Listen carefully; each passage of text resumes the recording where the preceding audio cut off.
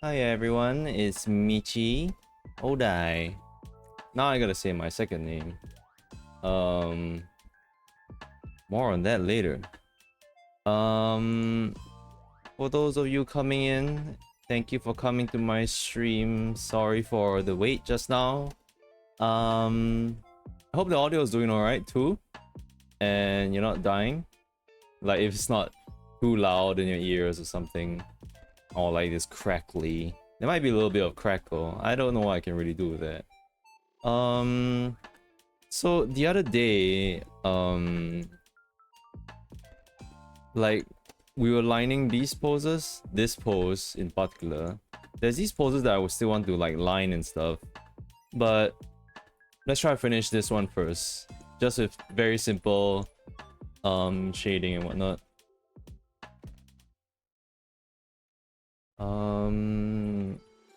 Hold on, give me a second. You know, it's a little I'm kind of just right now, I'm just looking. I opened up my model, like my drawing, and I'm just checking. I'm just checking the fringe. It seems much smaller than how it usually is. So maybe that's the thing that's been kind of weird, because my fringe is really big in my other stuff. I've been thinking like, there's something off about this, and I've been wondering what that is, and I think it might be that, plus also the ahoge, always sounds very weird to say it, is not there. The things that I was wondering, like, can I see it from this view? I think like you can probably see like a little bit.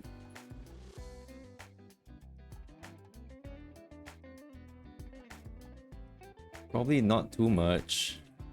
How much? I'm gonna expose everything right now. Maybe just a bit. Just to indicate that, like, you know, I didn't forget about the ahoge. It's aho.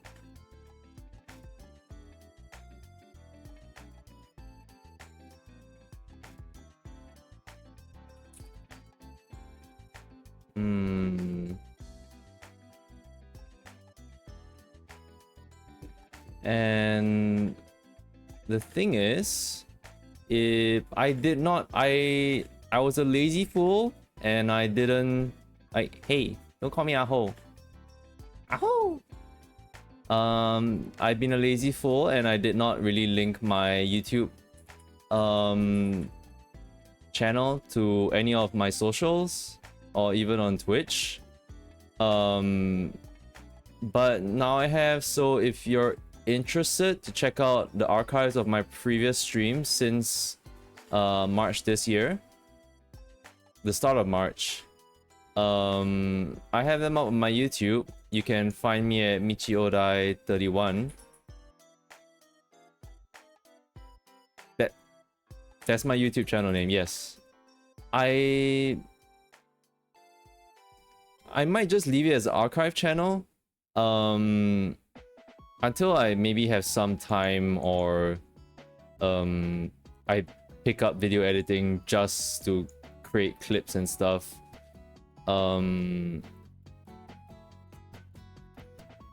Like, I might have that on a separate channel, because I'm afraid of YouTube's algorithm.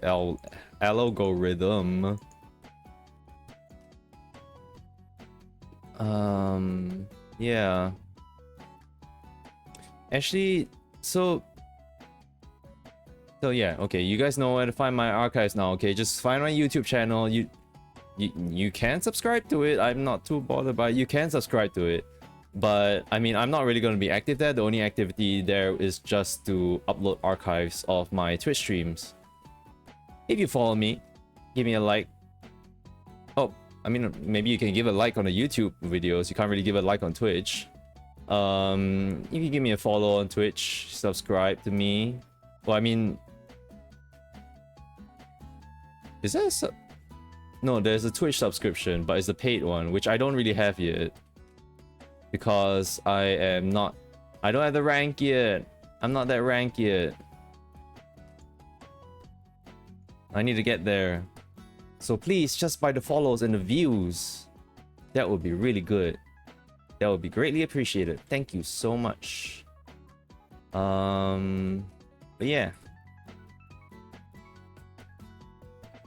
The previous time when I was lining this, we didn't line that much. I actually lined everything all over again, mainly because I went to check out some brushes on CSP. I went to check out some brushes on CSP, and the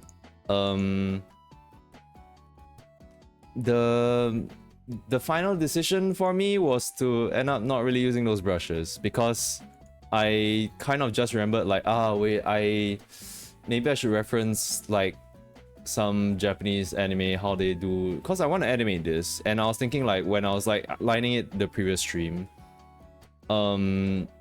I was trying to put on line weights here and there, and I just thought about it like, wait, shit, that's gonna be hell to animate.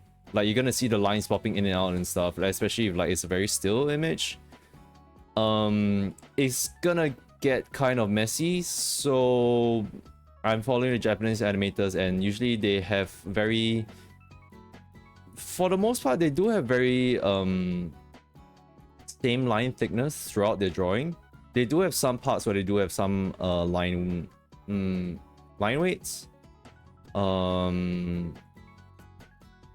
I guess that's still up to like your artistic interpretation, you know, like how much you wanna weight the line. Sounds so weird, but yeah.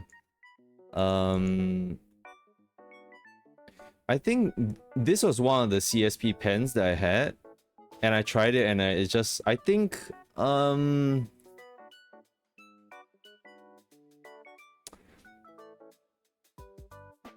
if you guys know Zutomayo, the MV, I can't really remember who the animator is for Zutomayo's MVs, but I think I grabbed this pen because it felt like they used something like this.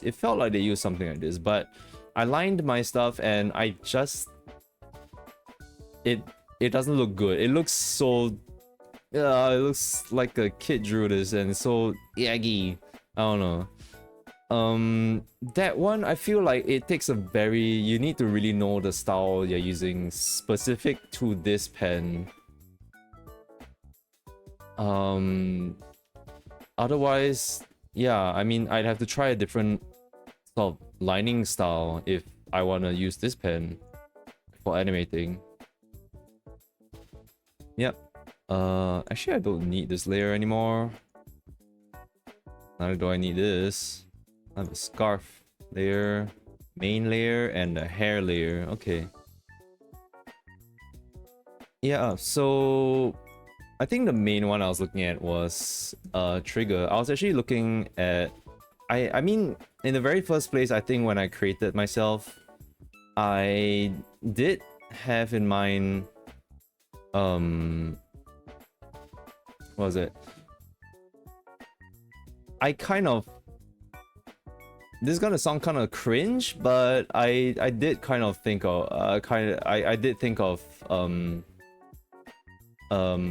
La Kill as a frame of reference for some of my stuff, and Ryuko was one of the, not really by character or personality, but more of just like how Trigger did their stuff and how they drew things is what I wanted to try. Obviously I'm not there yet. I feel like I'd have to let loose a ton of constraints. Well, not a ton, but I need to let loose some of my constraints, you know.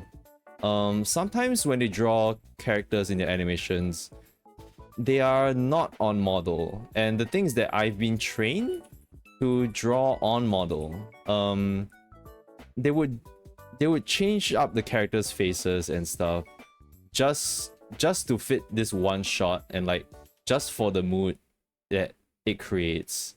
Like sometimes Ryuko looks extremely sharp and Ikemen in some areas, and sometimes she looks kind of, there's a goofball side, you know. So And then Mako is just round wherever. She's always round. And we love her for it. God bless Mako. Mako and Shoku. Mako, Macha, Mako and Shoku. Yeah, at least that's what I've sort of interpreted Kill la Kill's animations as.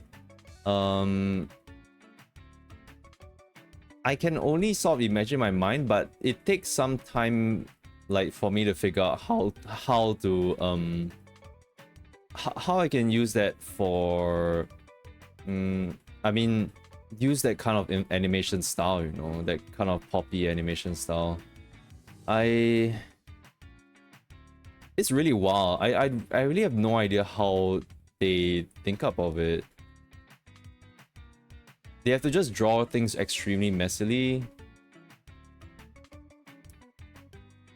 I mean, this is where I might be shooting myself in the foot as well with like drawing this, because I don't really want to spend as much time as I would on this as if it were an illustration, because the more I do, the more I get extremely afraid that when animating this when animating this, I will end up taking a lot of time trying to fix it and trying to keep on model as best as I can, and just not having the mindset of just letting the fluidity of the animation carry it. That's my fear for this. And this is just an animation for an alert. It's not gonna even be a 30-second animation or anything. God forbid it be a 30-second animation. Hell no. The only time when I would have like a 30-second animation is if someone gives like 1,000 subs in the future or something like that.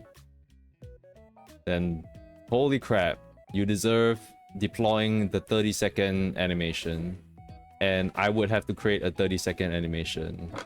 Try.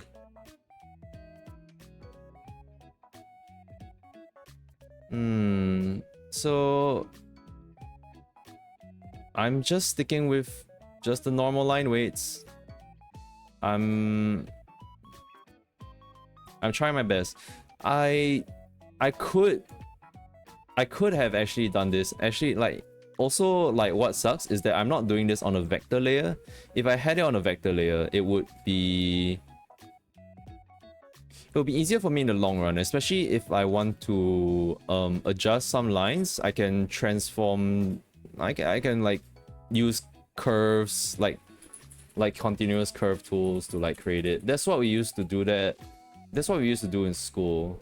Something like, you know, something like this. That's how we drew our animations in the final, for the final product. It's just altogether full consistency, of the line weights. But I'm choosing to line it now just because I could have line weighted. I could have lined this on a vector layer, but I wanted to try also not using that tool, just so I can get a feel, because I'm not so sure. I'm not sure if animation companies, Japanese animation companies, actually use that. I don't know if they use those tools. I'm trying to see, like, can I do this with this? Like, I mean, traditional animators never use their tools, right? They end up they pen it by hand before even it being digitally, you know. You look at Cowboy Bebop and that kind of shit. It's crazy.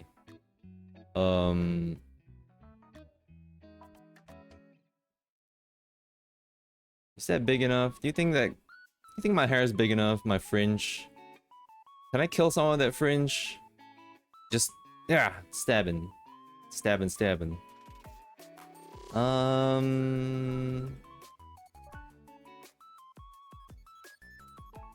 Longer? I think adding the thickness to it actually did help a bit.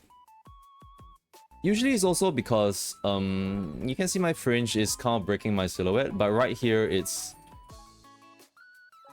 this kind of the issue with drawing myself like this. Like, I have one good side. I have this is a good side. This is a good side for me. This side, when I was even doing this on live 2D, it was like, oh, this is kind of weird. How does the fringe work? How does it work?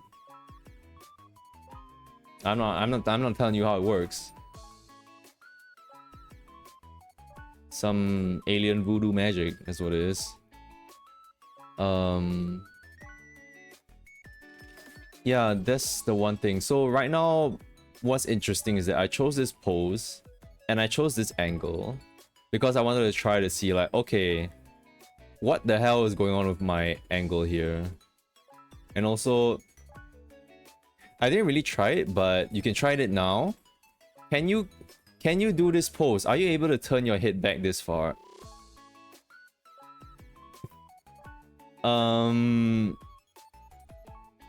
Not that's I think it's a little off, but like maybe that's forgiving enough. Yeah, I think you end up feeling that like because the way this angle is that like, oh, I'm looking past my shoulder. My neck would be extremely constrained here. Your neck would be too if you tried to do this pose. It's not really like aligned with the shoulder. If it's looking in the same angle as the shoulder, it'd be fine. If I went past the shoulder line, then it hurt. I guess that's the effort I'm doing to like for this alert, you know, like, hey, thanks for the follow, I'll crane my neck. She's an alien, it's okay. Yeah, there's a lot you guys have no idea about me. The things I can do, the punishment I can take. Okay, that sounds a little weird. Please don't punish me. Hey. I said punishment like in a fight. In a fight. Oh yeah.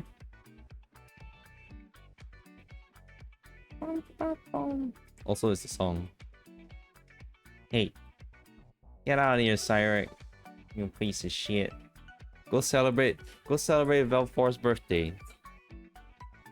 It's still Velfor's birthday week is still on. That comic that Minz drew for her character from FF14 Velfor is still up. It's still up. Please give it a read. It's really cute.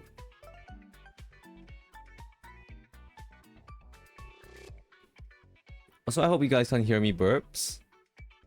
Can't hear me burps. We had some pretty good braised duck rice just now. I like it. I'm not gonna say where we got it though. Too bad. You're gonna have to find it yourself. If you are local and in the area. Well, not really in the area. I got it outside of our area. Bum, bum, bum, bum. Maybe it's because I bought it earlier in the day, like around 3 p.m. about there. I went to buy I went to buy our dinner at 3 p.m. and the guy put a lot of sauce, a lot of the braising liquid in the packaging. And I think like leaving it in the fridge and leaving it there to like just soak up the juices, like that tofu was really good. I liked it a lot. The meats was like super nice and tender and flavorful. I'm surprised that it was so good. I was like, damn. But so nowadays, packaging for food has just evolved, hasn't it? Just so advanced and efficient. And we can recycle them now. Gone are the styrofoam boxes. I mean, styrofoam boxes are still around, but it would be great if we stopped using the styrofoam boxes. I don't really care too much for the styrofoam boxes. The only sort of packaging that I would defend, like the old kind of packaging, is the brown paper packaging. I don't know if you guys know what that is. It depends on... I feel like it's a thing in the Southeast Asia. I don't know if it's a thing if, say, you're in the Western countries or such. There's something about that brown paper.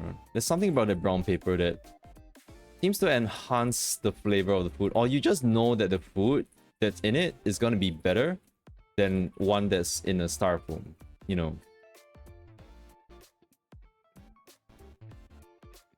And it's not like it's more expensive. I feel like the styrofoam packaging is definitely more expensive. But the brown paper is something that's it's kind of worn out its use because usually if something has a lot of sauce, it would just seep through and break through it'll chew through the brown paper. So I don't think that's why I think that's why it's not being used as much. But the styrofoam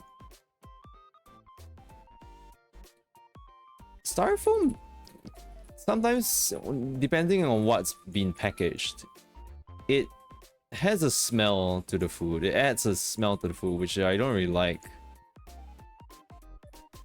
Brown paper is kind of neutral in a sense. Oh yeah, okay, wait. So I wanted to say that the brown paper, how people combat that that part about the brown paper is that they actually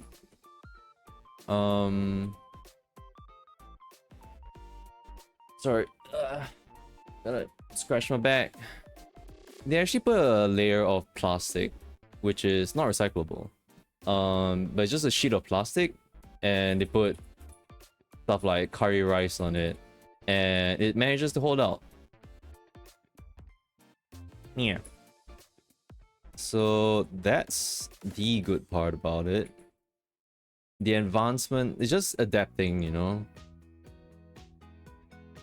Okay. Let's erase some of these.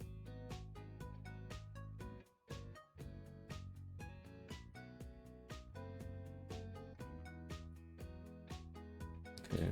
I think this actually changing the topic, but I think this used to be one of my pet peeves about anime, is that like, why can I see their eyes through the hair and stuff? And it's yeah, it's really edgy and stuff. But now when I draw it, it's like I want to show the eye, unless I want it to be a mystery, you know. So at the very least, I'll show the eyeliner. You have become the edge. I am the edge. Look at his hair. I cover... Okay, but I cover just a bit of the eye. And it's cute. It's cute. It's not edgy. It's cute. Oh. Yeah, no, wait, yeah, I can erase these. Hey, shut up, hey! Yeah, I take it back, I'm not cute. You're cute. Oi. Oh yeah. And such cute emotes too. Damn. Damn. It's so cute. Ow. Okay. Yeah. It does look a little weird, you know, when it's like, oh, you can't see the goggles, but you can see the whole ass eyebrow or the lines of it. I don't know. It's never bothered people. It's fine. Okay, actually I can erase this other stuff as well. Mask this out.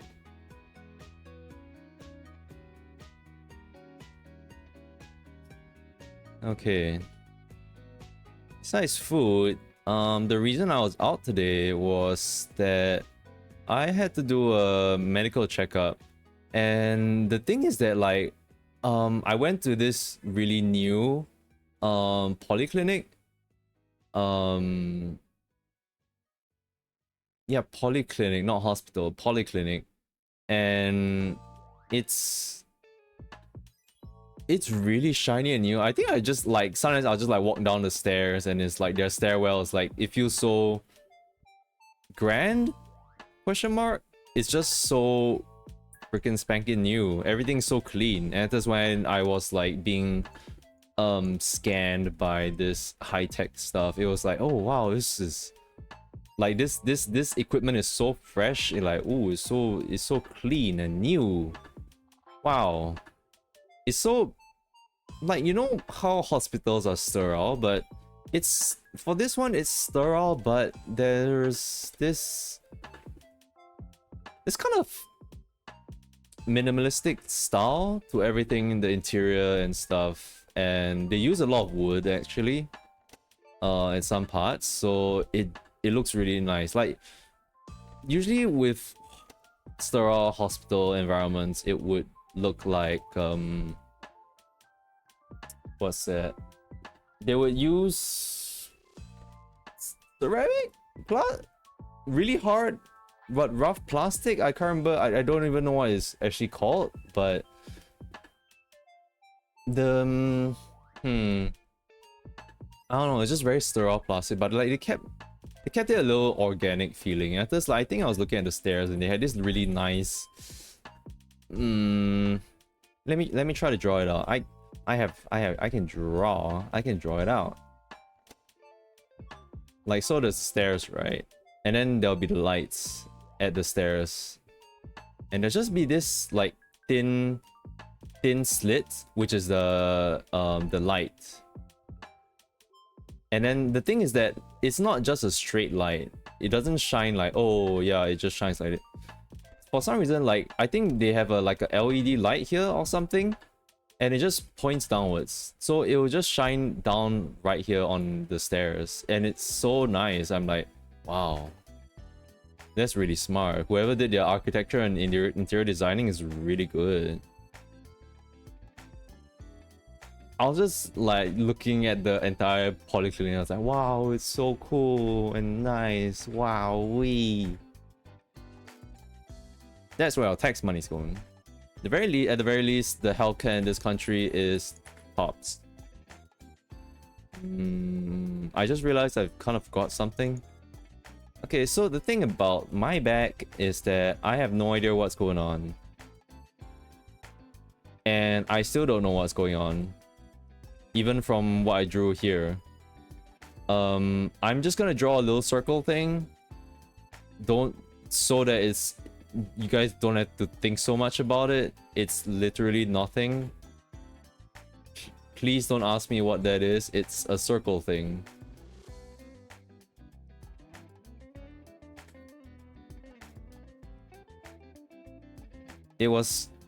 It's just a uniform, you know. It's just a ranger uniform. It's given to me. I don't have anything much to say about it. I'm not part of that department.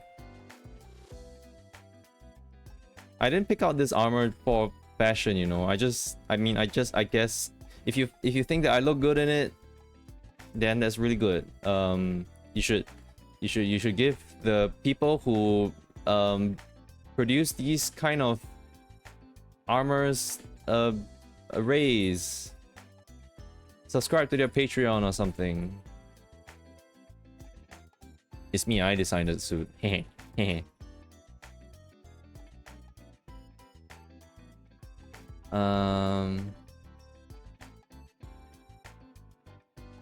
Oh yeah, so couple of big things. The first big thing I want to talk about is that last night me and Mince, we watched the Ace Attorney movie, the live action movie. Wow, that's right. I don't know, we had to search. Okay, I said we, but no, Mince sought out that movie like high and low.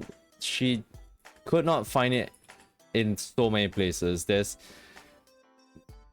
We had to go in a very roundabout way to like find it, and eventually she did, and thank goodness it also has the subs. Well, okay, you had to download the subs even. It wasn't even from the same like supplier. Yeah, so we managed to watch it, and it just covers the first game, and it spoils the second or whatever's going on in the post, like in the credit scene. God, it's so the movie's so stupid, but it's so entertaining that it, like, cause it's so stupid. Like, it's so,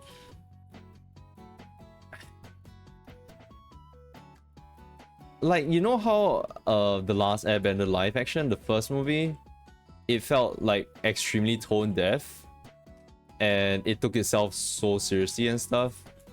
For this one, I don't know, it feels like they took it seriously, but it's at the point where it's the directing and like stuff is so, it comes off as really wacky, even though they're not trying to be. The thing is that this is the most dystopian and grungy ass like Ace Attorney media I have ever freaking seen. It's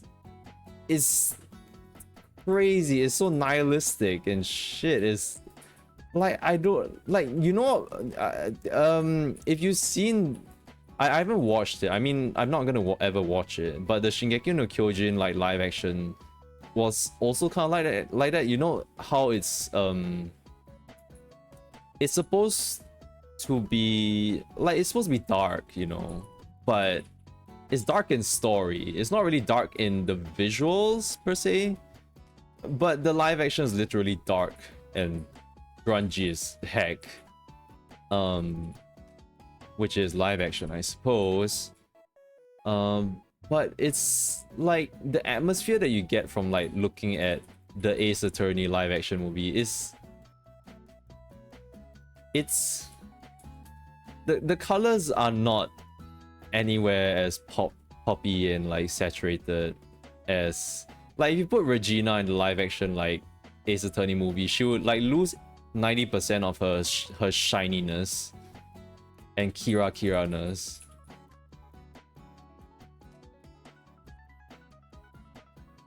Sometimes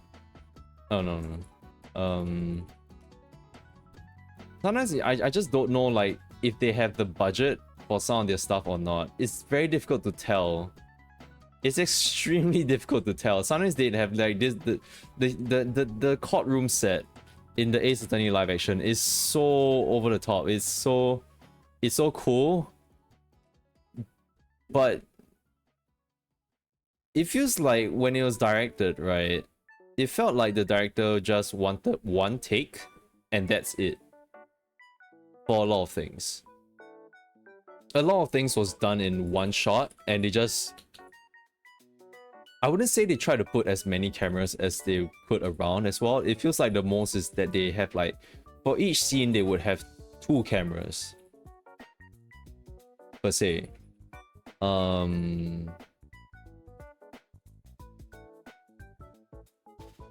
Oh yeah, it's extremely weird, and I only learned afterwards. I got curious and I was just like, what the hell is this director? What is all this? And it's like Takashi Miike, the person who's renowned for making the gangster like Japanese movies, was the one who did it. I'm like, that guy? And I could tell, like, I'm like, yeah, it does have the very grungy city, like back streets kind of feel to it. It's a very underground Ace Attorney. And like, funnily enough, it was actually also even Min's first foray into the Ace Attorney franchise. She didn't start Ace Attorney as the game. She started Ace Attorney through the live action, and she enjoyed it so much that she ended up like, you played the game, right? Yeah, you played the game. You played all the games. Yeah, you played. I played all the games because the movie was so fucking campy. It was so fucking good. I was like, yeah, game. It's some B-grade movie, and I love it. I love it. It's so weird. I can't really pick out what aspects as to why, and like justify like why I enjoyed it.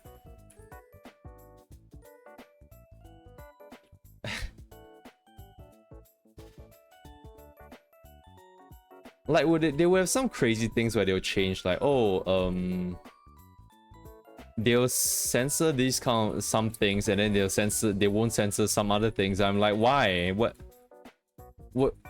what's the point? At first they'll have some characters just be totally redundant. Like Maya was like, I felt like Maya was extremely redundant in that movie. It's crazy.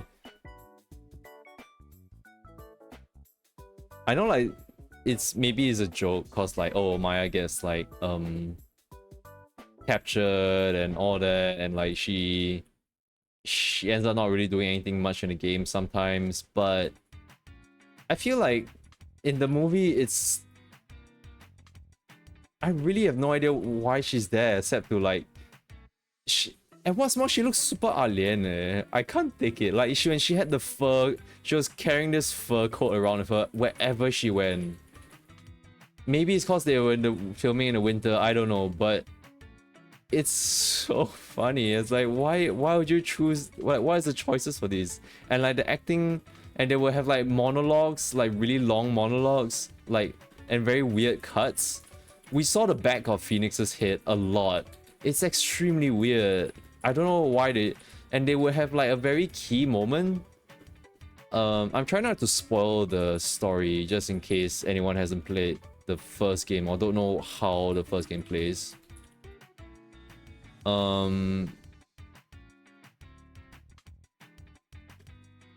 Yeah, like they'll have a very key moment and it'll just have it entirely in the darkness, but you can tell the director was, a lot of the times I just looked at it and I'm just like, okay, the director has an eye for cinematography. Like, you know, say if you go to you take a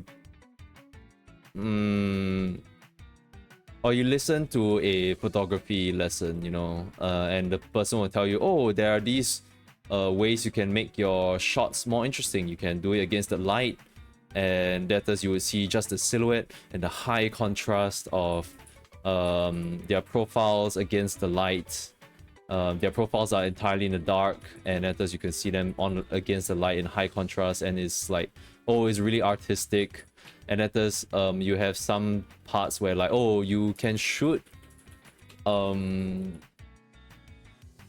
scene like through a like, you know, through a gap in the curtain and that kind of thing. And it helps to frame the shot, and it's stuff with composition that's like, it's really interesting. It's really interesting to see. It's not very fun to watch sometimes when it's not executed well, and it's they chose it for very weird moments. I don't know. Maybe I should watch Takashi Miike's like other films and like see how they are, because I feel like, I'm not so sure, like, was he just experimenting with this live action? He wasn't taking it seriously. He was just like, because especially with the actors as well, right? It feels like, I don't know if he really gave them a direction of how to act. He just told them, just do it, because for some reason their acting just, I mean, I know Ace Attorney is a Japanese game, but their acting is extremely Japanese. It's, and sometimes like, because like Phoenix would end up saying like ano for like a whole like 10 seconds or there's something, like it's just like, it's really drawn out, and like the way he now like says stuff is extremely drawn out, and like with the way he hesitates and stuff is like extremely, like, it's so Japanese it hurts.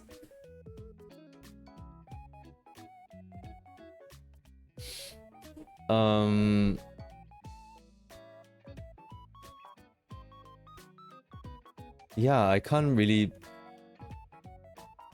The final breakdown, yeah, everything was so weird. They will give so much emphasis on like one character that I'm like, I can see that it's very weird. Like, okay, the game, right? Basically, there's this character who had a very sad story, sad story, like there's a twist to the story, and it's really sad. And I get it, it's sad. But the game didn't exactly No, the game didn't exactly spend an elongated period of time on it. It will give us the exposition and the context, and we'll feel bad about it. But we wouldn't see any flashbacks or anything about it that much. And in the movie, I think the director read that part of the... I think he read that part of the game summary, probably. And ended up like, oh, I really love this part. It really speaks to me as a director of gangster movies. Plus, holy shit, like fuck. Sorry, excuse my language, but like, that character's backstory was really sad, and it was extremely Japanese as well. Trigger warning, but it has to do with like being pushed to suicide and stuff. Yeah, and that push to do that, it was so painfully Japanese, and like they spend so much time and emphasis on that, and I'm like,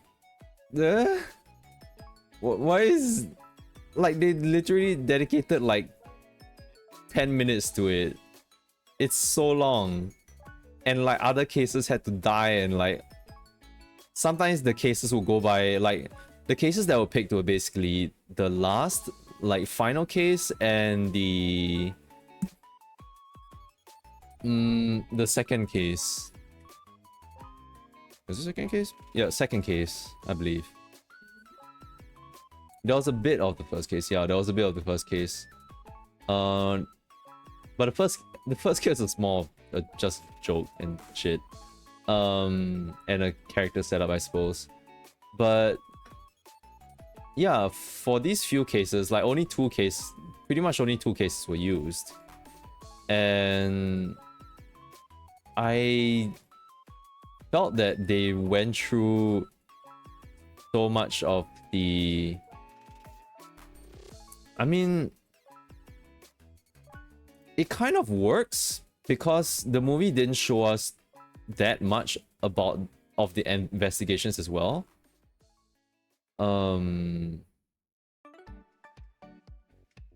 Because they didn't show that much of the investigations, there wasn't that much that many like, oh, witnesses to contradict and like call falsities on, or evidence to use and stuff. So they would pay more attention to just the very decisive evidences that Phoenix has to contradict and cross-examine.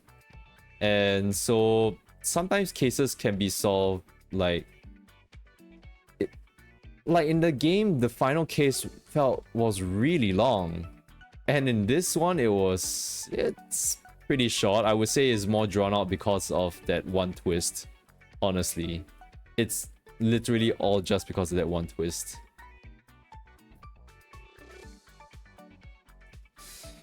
Director literally like just went, just like my Japanese gangster movies.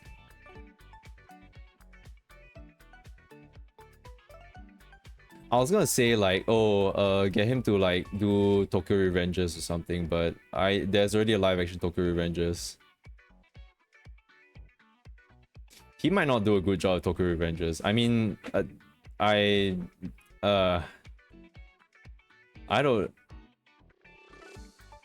don't know if the Tokyo Revengers live actions.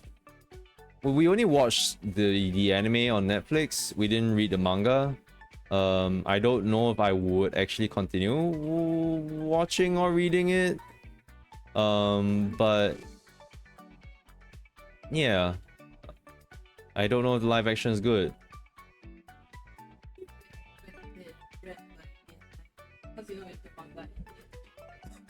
Oh right, yeah. I did the thing where I just read like whatever happened, and I don't think I want to watch all that. Oh, like you just skipped to the last part? No, I read the entire, like, you know, like they have to begin with some information. Yeah, I just read the entire thing. And yeah, I don't think I want to sit through all of that. Okay. I only really care about like 2 characters, and I think the first one kind of like fades out because like you care about spoilers. Maybe not on stream. Yeah. But I don't know if you guys heard that, but Minz did actually read. Well, she didn't read the manga. She read the summary of it on the wiki because we weren't really sure if we really wanted to invest our time into it. So she went ahead and searched it up, and she says that how the story comes together and stuff, she wasn't a fan of it, and I trust her opinion on that because that's like kind of what she said about Oshinoko as well, and she read the manga for that. Yeah, you read the manga for that.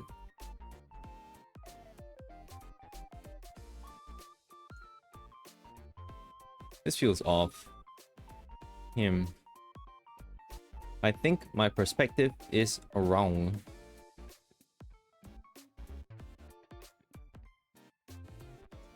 I don't know if I can save this. I will try to save this a little bit.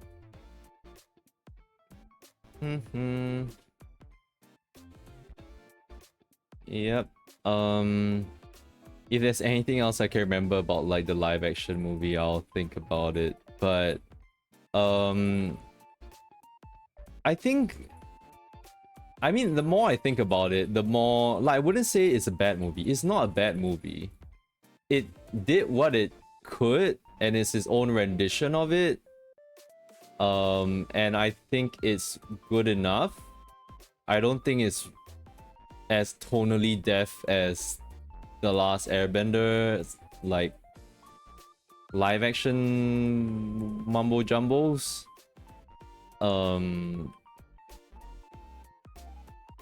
So it's all right. It's extremely fun to watch. It is extremely fun to watch.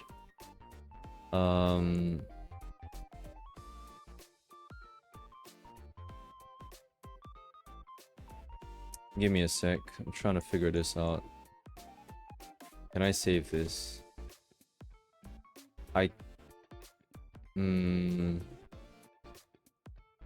Not really. I mean, I could enlarge it. And this thing is not supposed to be that important anyway. It's not. Yeah, I'll try this. I'll try to fix this. Oh, actually, you know, I should draw this. Chotto.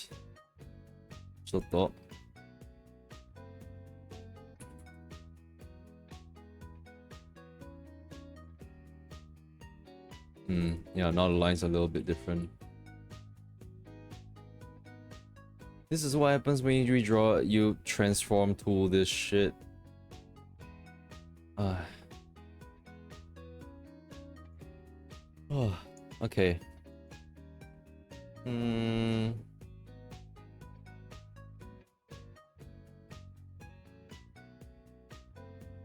Oh, okay. Yes.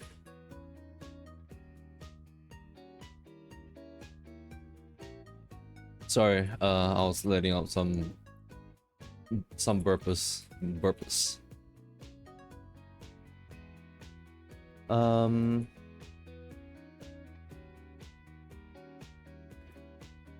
I actually finished watching Freyren. I finished watching all the seasons of Freyren last week actually. And I like it. I like it. I would say maybe some of the pacing is still a little bit weird, but I still really like how the season ended, and like it's really still stuck with the themes that it had, and I think it's really kind of like come together like with the ultimatum of like the Wizarding Trials, the Goblet of Fire. It may as well be the Goblet of Fire.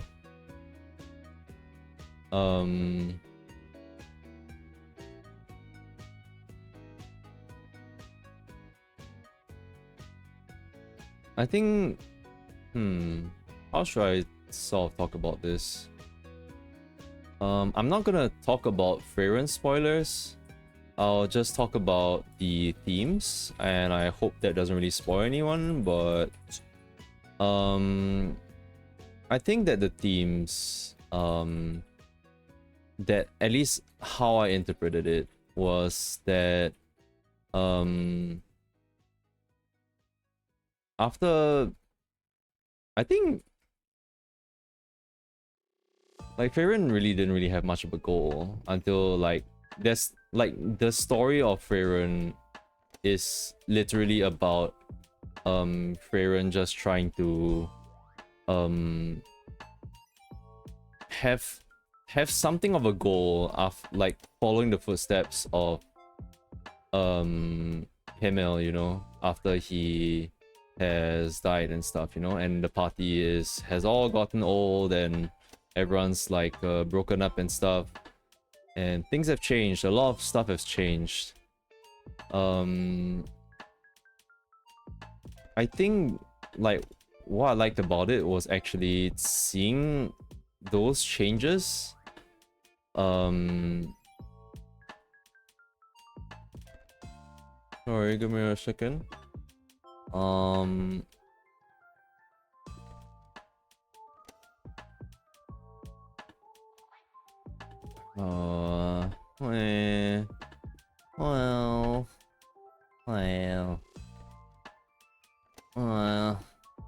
Perspective and round objects suck. I'm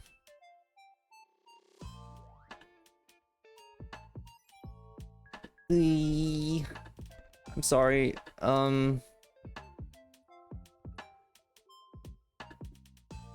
Perspective needs. I need a lock in for a bit. I need a lock in for the perspective.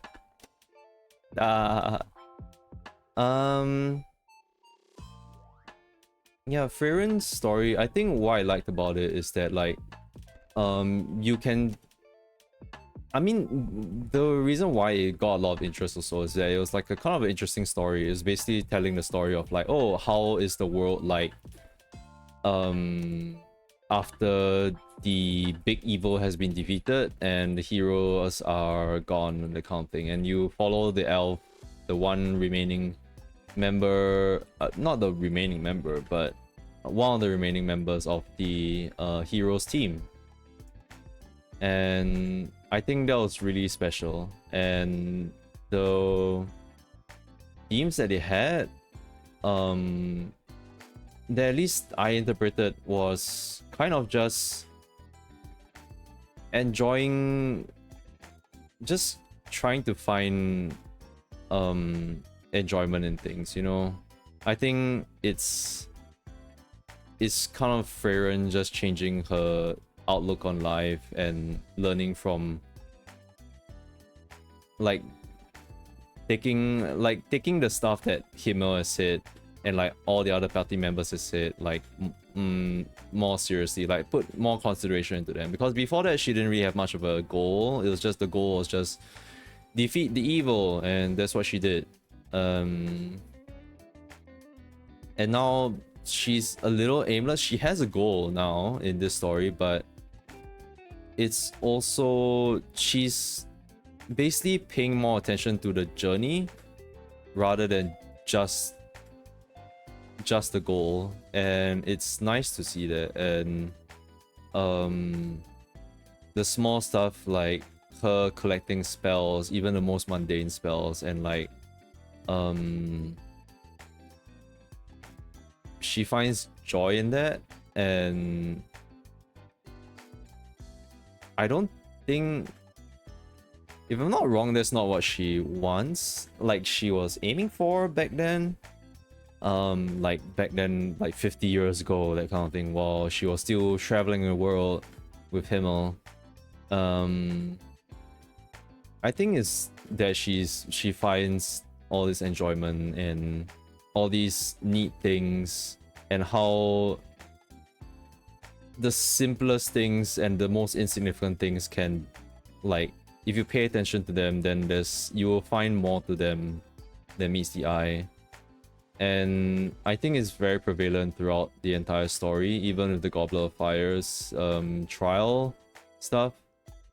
Like the characters, in the end, the characters, I guess I did like their addition to the story, because you do see how these characters were sort of shaped and molded by the new magic society. Sorry, the magic society that has flourished in the human world, the human side of the world, after the defeat of the Demon King and that kind of thing. And it's a flourish in magic, but at the same time, they forget what makes magic, you know, like kind of special in some ways, some cases, you know.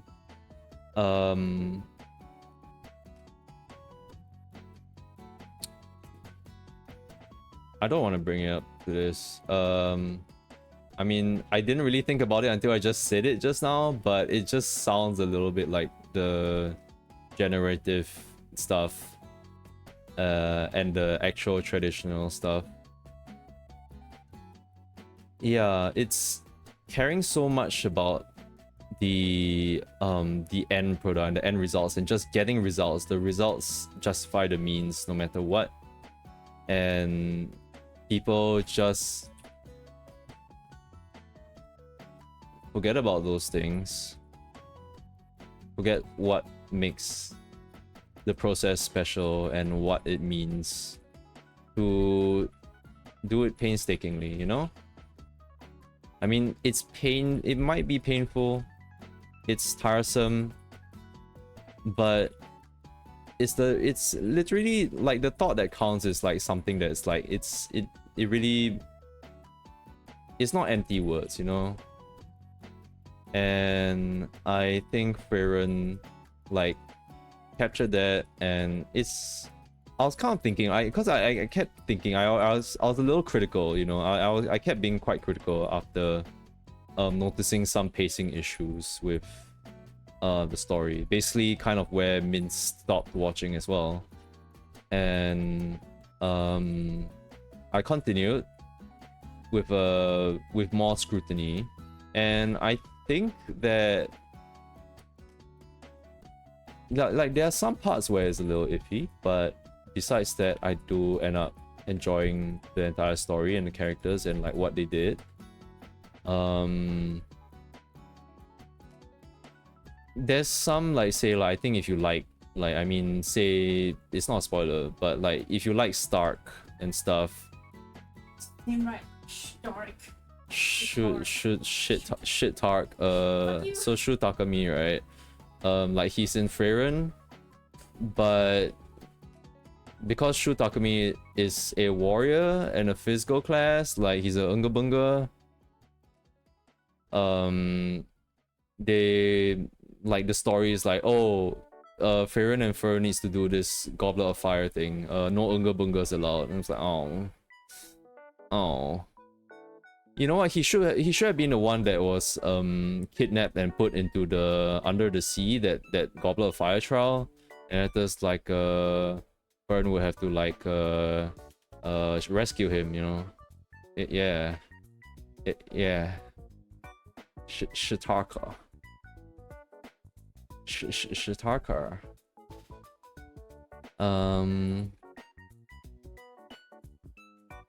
Yeah. There's probably more shiitake mushroom. His hair can be like a mushroom, I guess, I suppose. This is a terrible oval.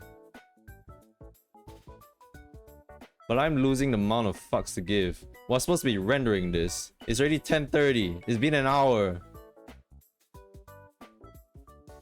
What are you doing, Michi? What the hell is this? Ah! Here I go again. I'm sorry. My art process is extremely slow. My art process is nothing spectacular. I'm not gonna finish like a lot of stuff like on my streams, honestly.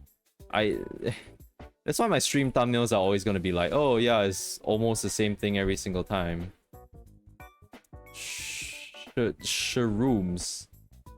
Stark shrooms. Everyone has their own pace. Yeah. Yeah. That's why I do some stuff off stream so that I can progress faster.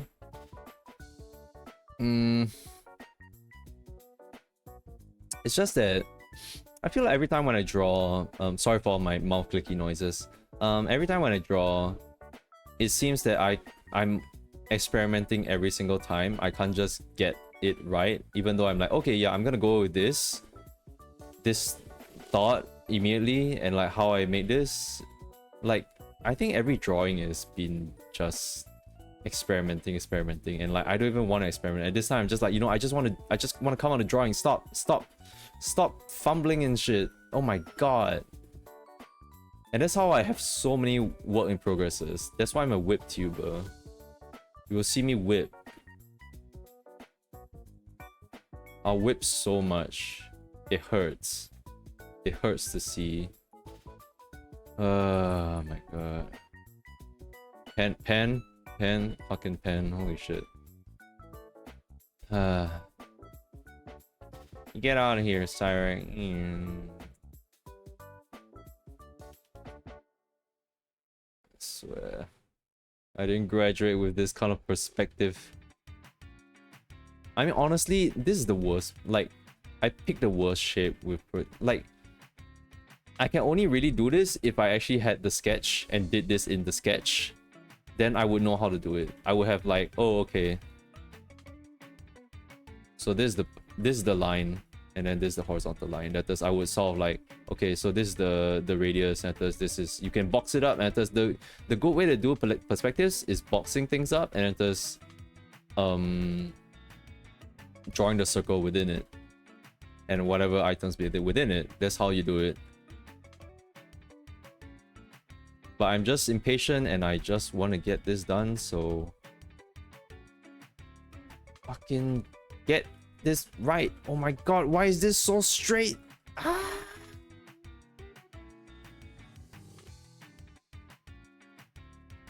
Okay, new topic.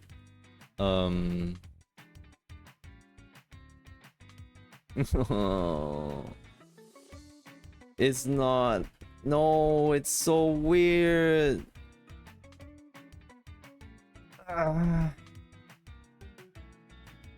Oh god.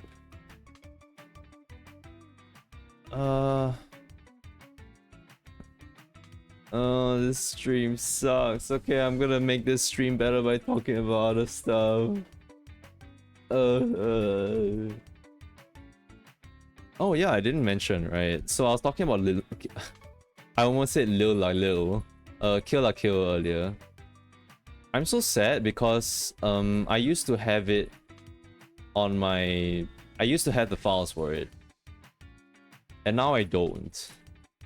And I'm sad that I don't. Because I do feel like, you know, sometimes I kind of want to tune back on it and like watch some of the moments. Because they're really good. Kill La Kill. And... I lost the files. I can't find it. I probably have... I might have them somewhere, but...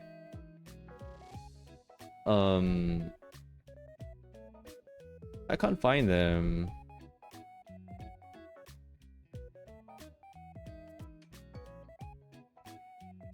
Wait, I didn't... No, I do... I have Gurren Lagann. I have Gurren Lagann. I have this anime folder, but I just...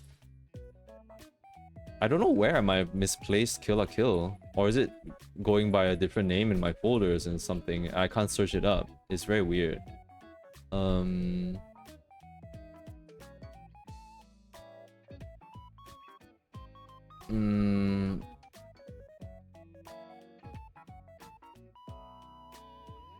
Man, that's kind of pretty much what I wanted to say about Kill La Kill. Lamau. It's just that I can't find the animation files anymore. No, anime files. I was going through all my storage and stuff.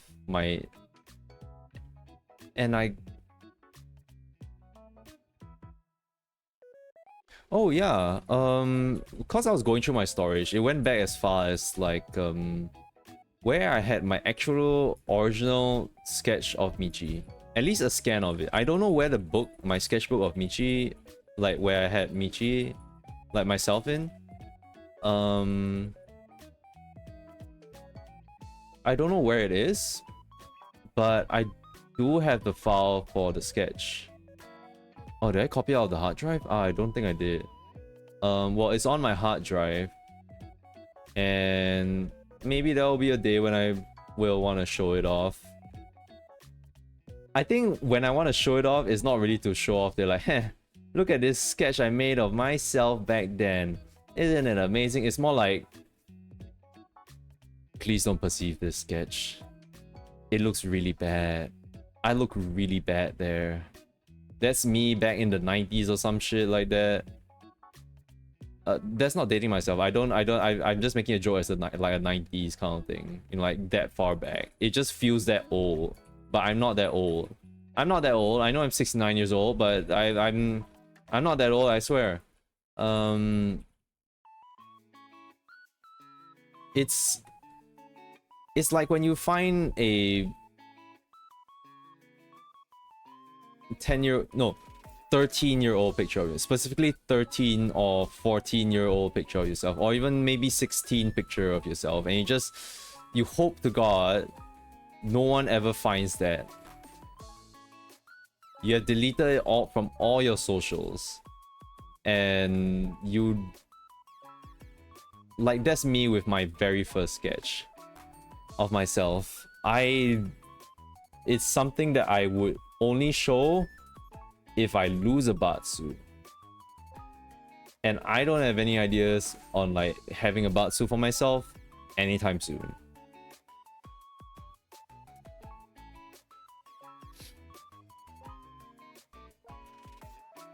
I mean, the only Batsu I could have is like, oh, if I die to Jagras. Like then yes, please shame me even more by viewing my first ever photo of myself. If I die to a goddamn Jagras, then yeah. That would be a Batsu. Okay. I am going to chill on this. How long have we spent on this? We have spent maybe 20 minutes on this circle. I'm crying. This is literally the meme of like, hey, look at the guy over there. He's tying his shoelaces for quite a long time, right? Oh my god, has he been there for that long? Is he crying? Is he crying? Where does that originate from? Is that from a Korean? It feels like a K-drama kind of thing. Is there a K-drama thing? It feels like a snippet from a K-drama or a Korean webtoon or something. It's really funny. It's like, oh my god, he's crying. Oh my god, this is me trying to draw this one goddamn circle. Ah, come on. Okay, screw it. I'm done. I'm done.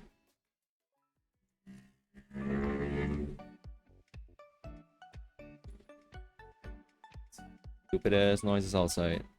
Okay. I haven't even filled this stuff in yet. Okay.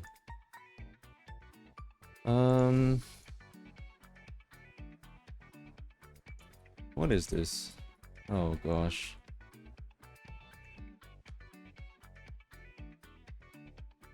Okay, well this should be fast, right?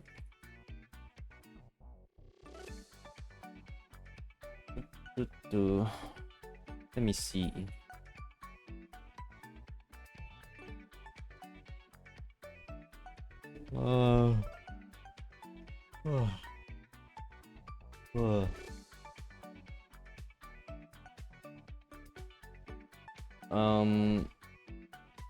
I guess when we're doing this more chill thing of just filling up flat colors, I can talk about this other big thing. So it seems that I have to share my first name with someone else. Yeah, if you guys have not been keeping up with the news, V Shoujo has the newest member, and her name is Michimochi Eevee, if that's how I pronounce it correctly.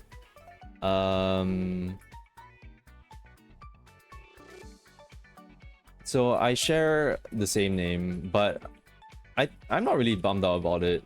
The only part that I'm like sort of... Wait, hold on. Oh, okay. Why the hell is this? The only part that I'm not that I might be bummed out on is that I have to rethink what my hashtags might be whenever it comes down to that. But the good thing is that I did not set up my hashtags. I've not set up any hashtags yet, so that's fine. And I guess the other bummer thing is that like what if she steals, like, what if there's some Michi jokes that like she says first and I don't say, and like, oh, I was thinking of that first though, but oh, I can't say it now because it's kind of brandless, right? And I just don't want to come off as like, oh, hey, this person is stealing her brand. This person is stealing her brand. And like, I don't want that. I don't want any of that drama. So that's the one complication. Besides that, I'm still who I am. I'm Michiodai. I'm still who I am. I still look myself, and I have my own content. She has her own content. We're both staying in each other's lanes, and that's okay. That's okay.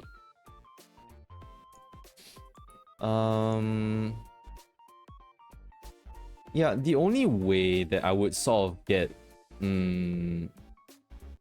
depressed about something like this is if my likeness actually got fully taken over.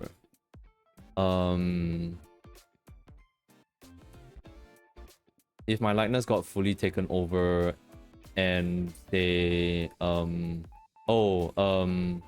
there's this new streamer slash VTuber now that is using AI and is named after this, and like it's just stolen everything from me, then I would get extremely mad and extremely depressed as well.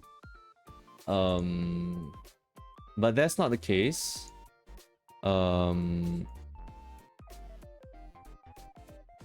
So I'm fine with it as it is.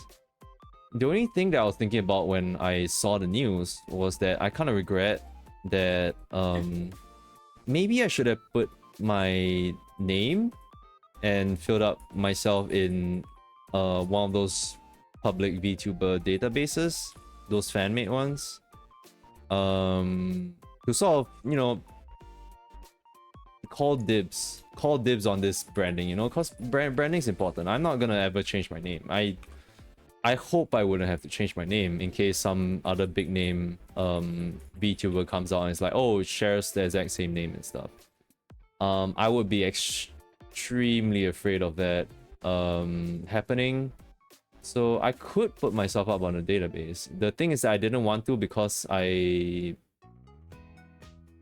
didn't want to prematurely put myself up. Back then when I started, I'm not really fully established yet. I think I want to be more established before I do something like that. But yeah, I think maybe I can just put myself up in that database now. Why not? Just to choke myself and give myself more of an identity. And I think one other thing is that another thing is that I realized that I also have never put my description as sort of a tokusatsu loving and like themed VTuber. I think it's also I felt afraid to do that because it's not like the stuff that I stream or the stuff that I really talk about is focused on tokusatsu. I talk about Godzilla and Kamen Rider and stuff, but I guess that's as much far as it goes. I was kind of waiting on like, oh, I will call myself that when I grow up. When I get my when I create the bigger model for myself. I become Michi Jie. That's what I was waiting for, but I think there's no harm in saying it and labeling myself as that now. And the good thing is that I feel that recently, I don't know if it's because of my feed and like the stuff that I follow, it's just that it feels that tokusatsu seems to be, at least the interest in tokusatsu seems to be rising. I mean, it's not say that it's dead, it's just that I feel like maybe it's becoming more globalized now. There's a lot more media with tokusatsu references. There are 2 animes this season, or I think 2 animes this season that are sort of tokusatsu related. I mean, I don't know if the Kaiju number 8 movie is tokusatsu related. I didn't actually see the synopsis. I just saw the title. I was like, Kaiju. I was like, okay, tokusatsu. And they have suits and stuff. And there's loser ranger or lose ranger or something.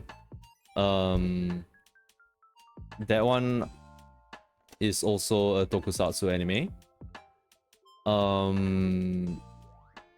There is also, I don't play it, but I think there's a new unit in Honkai Star Rail? Sorry, force of habit of like sorry. Honkai Star Rail, a new unit in Honkai Star Rail that has a tokusatsu reference. Like, they seem to have a henshin, or like they are able to call a sort of mecha to their side or something. I'm not sure. I don't follow Honkai Star Rail. It's just that I saw that and I saw that unit and the art and I was like, huh, okay, cool. So, and especially cause you know, Godzilla is making the rounds. Shin Godzilla made a huge round. Shin Godzilla made a huge round. Godzilla X Kong is also popping off. Monsterverse is still going strong, apparently. And so I think people might be, okay, let's check out the tokusatsu genre, and they actually go around and they find out, okay, yeah, you know, I used to like Power Rangers, or like, oh, how's Power Rangers doing? Oh, how's Kamen Rider? I used to watch Kamen Rider. Because Kamen Rider is something that's, I don't think it was really that exposed in the West. It's something that's more exposed in the Southeast Asia. The Southeast Asia.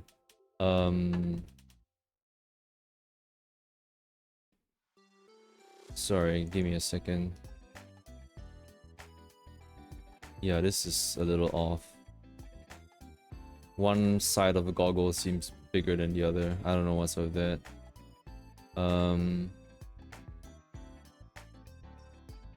So it feels that there's a lot more globalization, global attention to the tokusatsu genre, and so I feel like right now is a very key time for me to market myself as a tokusatsu, like be more forward and outward with what I identify as. I am a VTuber who is a fan of the Kamen Rider and Sentai, Super Sentai, and Godzilla and Ultraman and all the tokusatsus, and I design myself with that in mind. So yeah, I think I need to be more forward with my identity as that, and like latch on to like what seems to be happening now, or at least what I think is happening now, which is that, yeah, all this global attention on tokusatsu. And I think there's a lot more content creators, or maybe it's just the people I follow.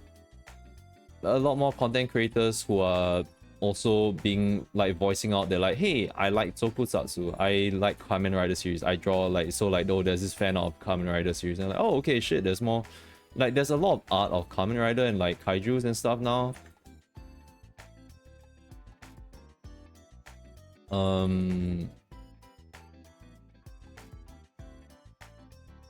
Yeah, I think that's really cool to see. Okay, are they the same? Yeah, more or less the same size. Okay. Yay! Alright. Enough of that.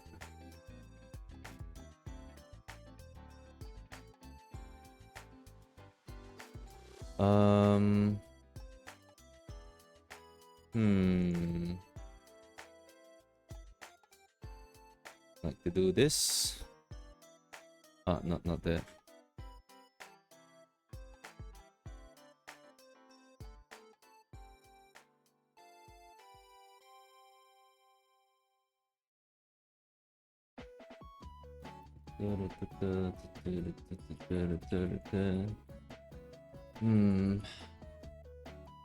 Yeah.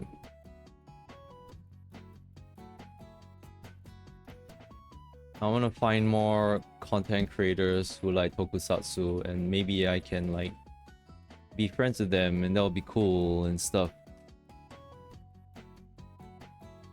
Although, like, my tokusatsu knowledge is limited, but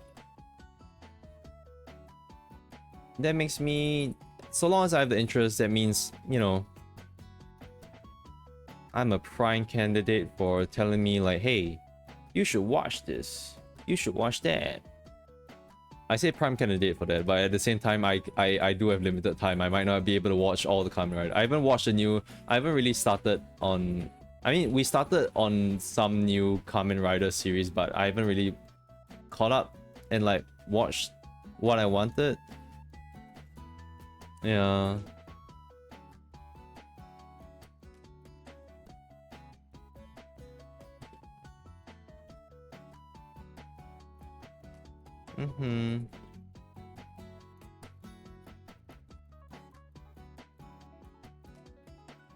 I think I say that like, oh, maybe I don't really look the part of a tokusatsu themed VTuber, but at the same time, I feel like the VTubers that I've seen that are interested in the tokusatsu aren't exactly themed after tokusatsu either. And the thing is that I don't know, maybe their fans are like, oh yeah, they are known for liking tokusatsu and stuff, so I can go ahead with just saying like, yeah, okay, I'll worry about that later.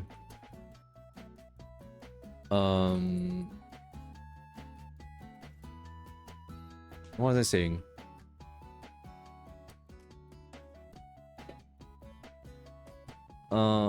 Yeah, oh yeah, I'm coloring. Yeah, the identity of like other VTubers like saying that, oh, they like tokusatsu, but they don't really have their, like, their VTuber branding and model isn't exactly tokusatsu themed.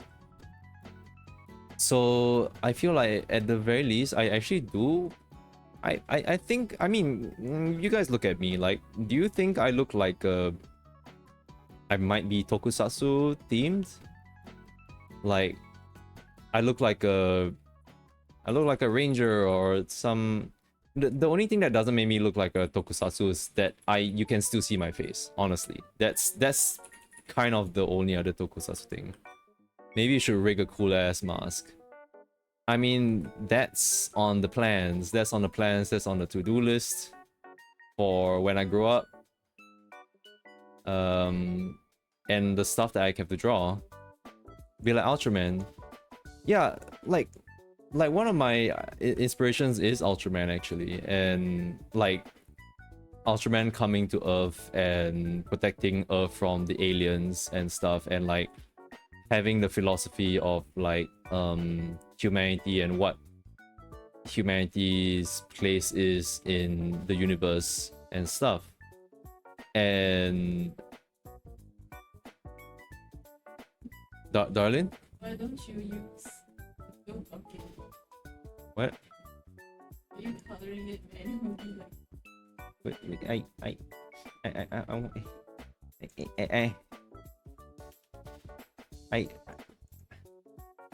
I wanna. I don't know. I guess I could use a few bucket. Yeah.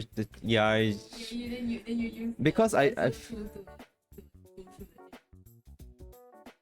the yeah. The things that like I feel I would lose track of all these intersections and stuff more if I end up using the paint bucket. Like I would like, oh, like I would end up missing these. I can't really even see these. I couldn't even really see these. I think I have to turn this black or some shit. Okay, now I can see all this.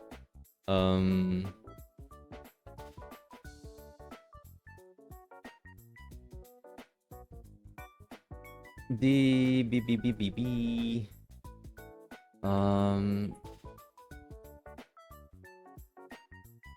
I don't know if I said it on previous streams before, but Ultraman is... No, you know what? I was gonna say that Ultraman is the first tokusatsu that I've ever watched, but I don't think it is. I think it's Power Rangers, and especially the Western version, maybe. Mighty Morphin Power Rangers. But Ultraman was the one that I watched a lot back then in secondary school, actually. Back then when I was actually a teenager, I watched it. They had it airing on the library, in the library. Like the library had one television. And I would go there every time at recess to watch Ultraman. Yeah.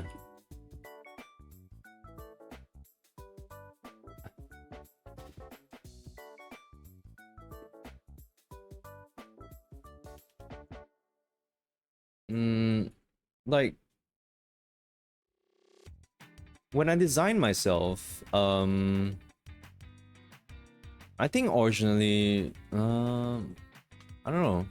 I think when I designed myself, the way I sort of like designed my, you know, these split parts and stuff, I feel like it's kind of Ultraman. I sort of did it based on Ultraman. It's a lot more heavily on Kamen Rider in the sense where I do have the armor pieces and such.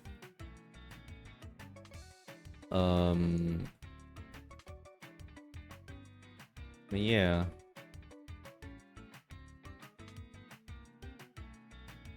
On the to-do list, that's gonna... Power Rangers was my childhood too. Yeah, I know, right? We got a lot of Power Rangers back in the day, but yeah, we got the Western Power Rangers, which is fine. I think I really like Mighty Morphin Power Rangers. Holy shit. Back then when pages were a thing,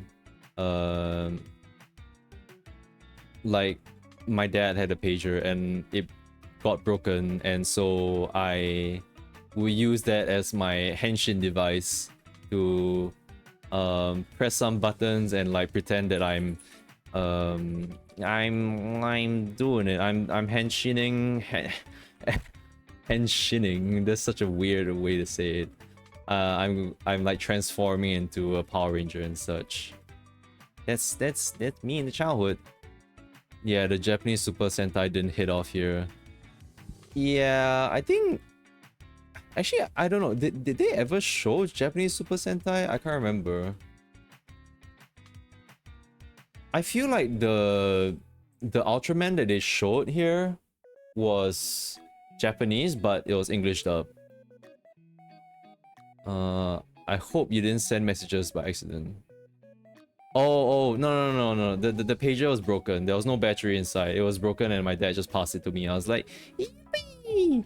It's the greatest toy ever. I loved it. Yep.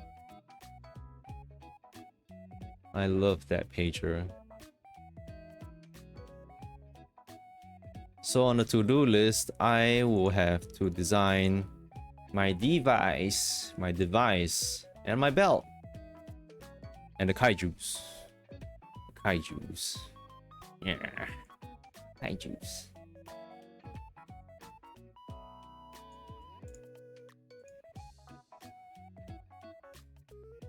Paint bucket.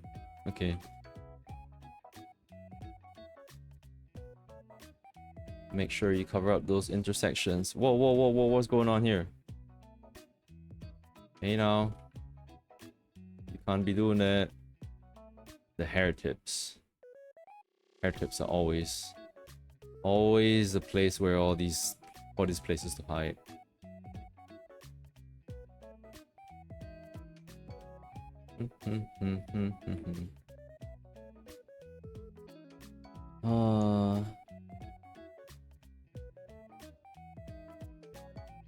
Boo boo boo boo boo.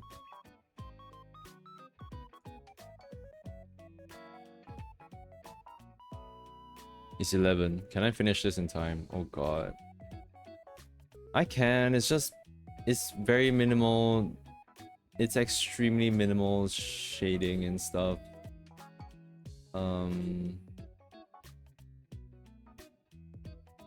Give me a sec. Hold on.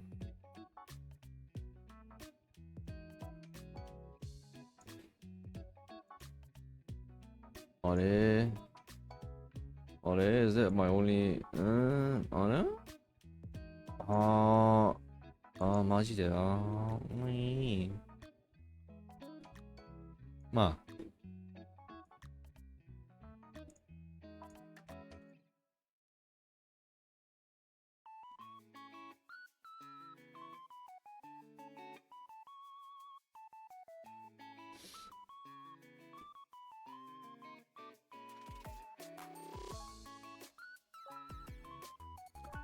Oh, I think the other day,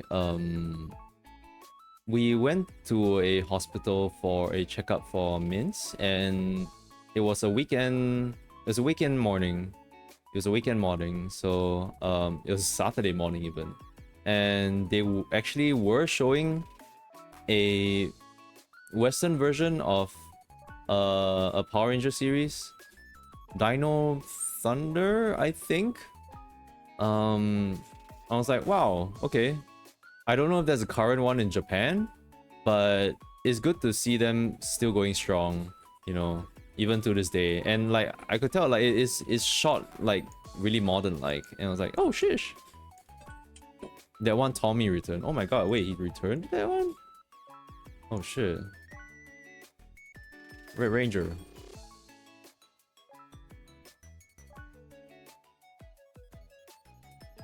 Wait, Tommy is Red Ranger, right? Oh shoot. I'm outing myself as a fake fan. This one was a few years ago. Oh, okay. Well, that's actually not that far along then. Like, not that old then. I was starting to think, wait, no, was Tommy Green Ranger? Oh no.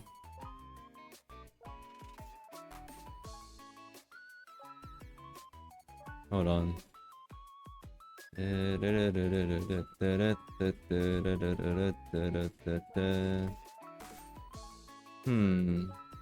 it? Am I being weird with this? Kind of.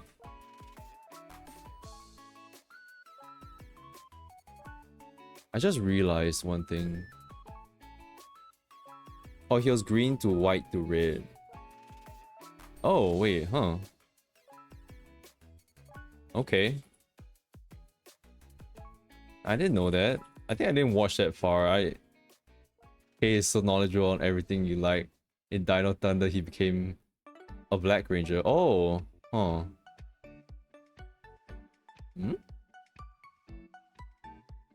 Huh. Wow, this guy really changes colors, huh? Amazing.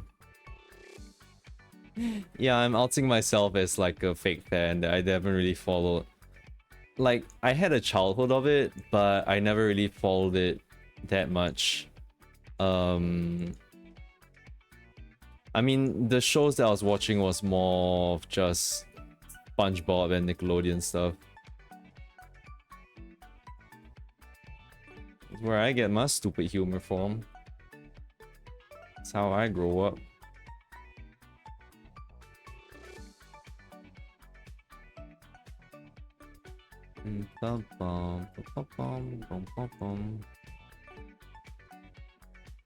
Yeah, so I mean, like realistically, I won't be realistically I won't be able to watch if I had to. Like I don't think I can catch up on everything, so I would have to nitpick if I had the time to even watch any of these things, like to catch up and like be more informed on like, oh, this is that and this that. I don't know.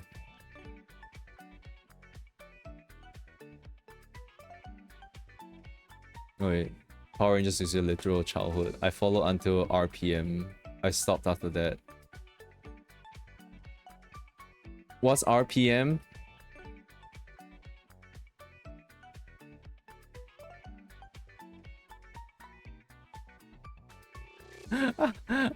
Oh no, wait, what's RPM?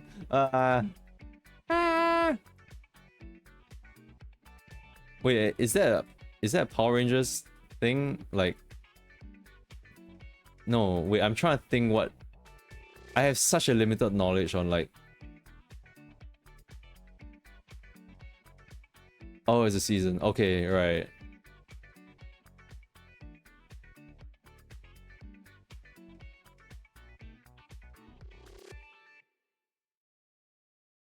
RPM.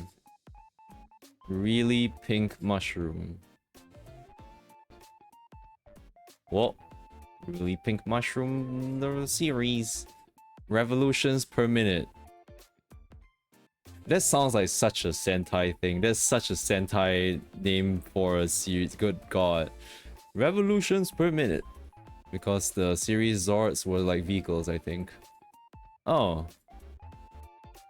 Wait.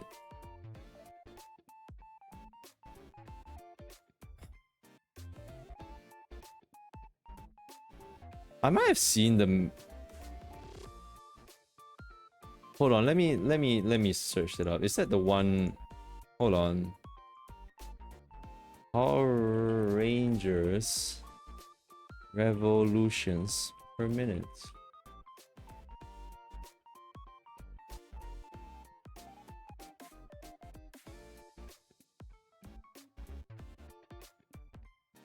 No, I have not seen this before. I have not seen these Rangers before. What? 2009. I know there was a bike, a police car, some racing car, and a bus. Let me find the Zords. You're right. They're... Oh, the bus looks cool. Is that a race car? Oh, there's a race car. Oh, there's a police car. What is that last one even? Wait, there's like a... like an... What's that? 8... 9... 1, 2, 3... There's like a 14-wheeler truck, the orange color one. What the hell? And there's a buggy or something. I don't know. I don't know what you call that. The Yellow Ranger one looked kind of weird. They have a face on it. Wait, they all have faces on it. Oh, that's funny. Oh, the bike's like a shark. Wow. They are so freaking creative with this shit.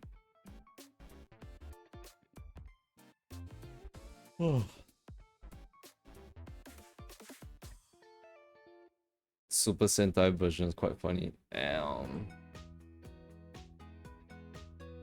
I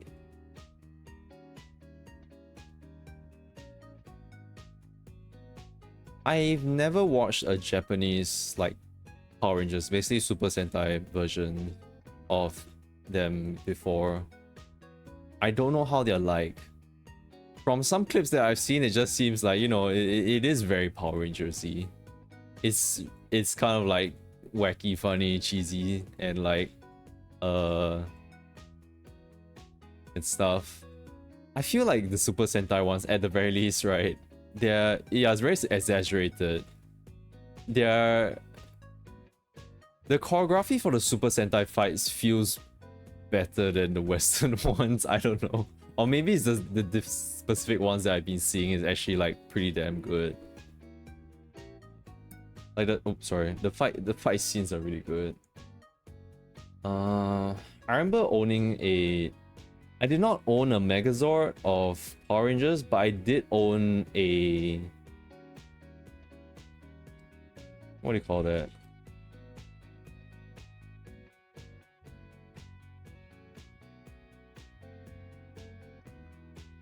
I need to find the mecha of it.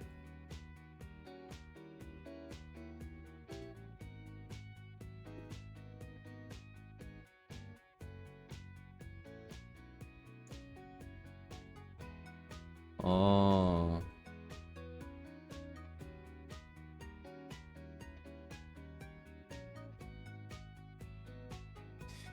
Yeah, I used to own a Megazord toy, but it's the Astro Power Rangers Astro or Power Rangers Space Megazord. And I used to own that. And I had a lot of fun with it. It was so cool. I really wanted the one that I can combine with, but I'm guessing this one was already so expensive. Oh, you only saw the Super Sentai version RPM. Oh, but in yeah, the Megazord in space. Is the blue color Megazord that's used as their like hub spaceship, I think, and there's a like small tiny shuttle in it.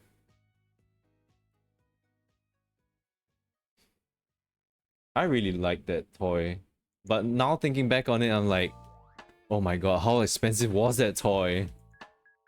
And it sucks when it's like, you know, like you broke some of the stuff on it. It's like, oh god. I love it. Oh my god, it had a cool gun too. Oh my god.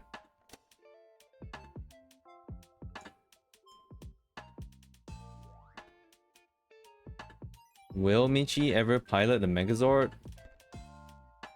Let's see how good my Live 2D skills can go. I have to make an armor first. I have to make a full suit of armor first. And then we'll talk about having a Megazord. That would be extremely fun, and I did dabble around some ideas about it. But as of right now, I have no idea how I'm really gonna build that.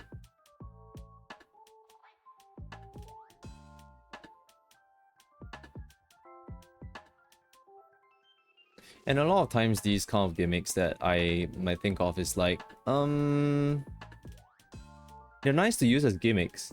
I don't know if they're nice to use on streams. I don't know how many times I would use it on stream. Like say if I have a... I mean, I will. I will want to make a henshin animation for myself in Live 2D. I don't know how much henshin... how many times I will be transforming. Like...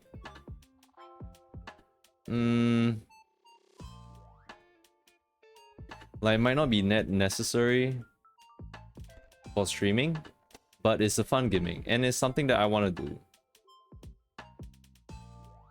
As kids, we don't think of collectability. Yeah, we don't. So we climb up on shelves and break people's Gundams and stuff. I remember last time visiting a friend's house, and I think I went and ended up... I don't know if I broke. I don't think I broke the, like, my friend's brother's Megazord, but I was trying to reach out for it on the shelf, and my dad came in, and he was like, oh, you want to play with that? And he took it, and he took it down for me, and I shifted apart, and then there was a snap, and I was like, oh, oh, and my dad tried to piece it back together but couldn't, and we both just left the room. we didn't tell anyone. Crimes happened on that day. At the end of that day, someone was crying. And they have no idea what happened. And it's because of little old me. Oh no. I broke someone else's Megazord. Unless it's actually able to be fixed back, but I have no idea how it... Like me or my dad who has like experience in engineering has no idea how to fix it back. And like I don't know how to fix it back cause like I'm a tiny small child. But it was just so funny. I remember vividly that like we tried to fix it back and it couldn't. Like thankfully no one else was in the room. Everyone else was like partying outside or something like that. It was like a birthday party and something. And I was in the room with my dad and we both left the room without telling anyone. Or maybe my dad told them. I'm pretty sure my dad must have told them. I would hope he did. I wasn't scolded for it though. I don't remember being scolded for it. I don't think I got scolded for it. It's just a very funny moment. I remember it. Oh god. So I used to be that kid who broke someone else's mecha toy.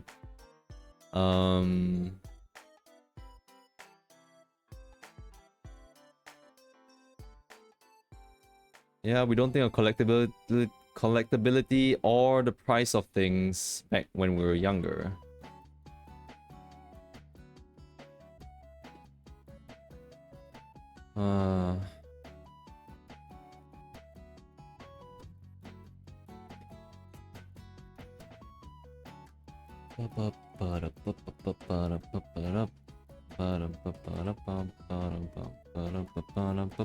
It's 11:21.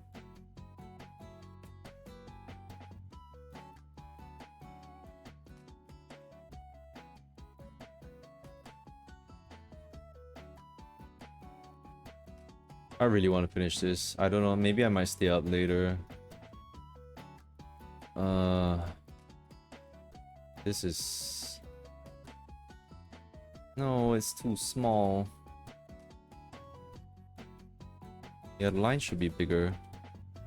I forgot about these lines that I have.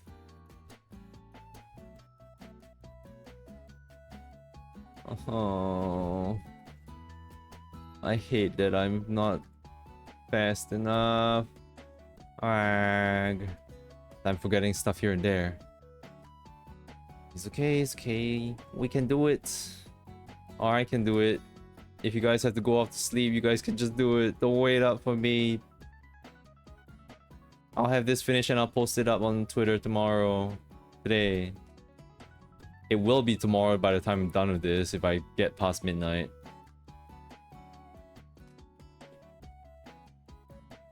It looks kind of weird.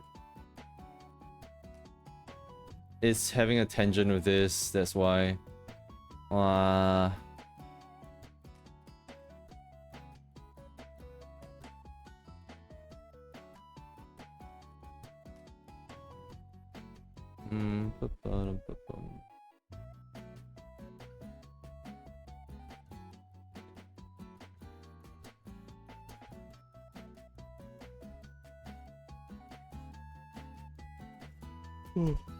Oh, sorry.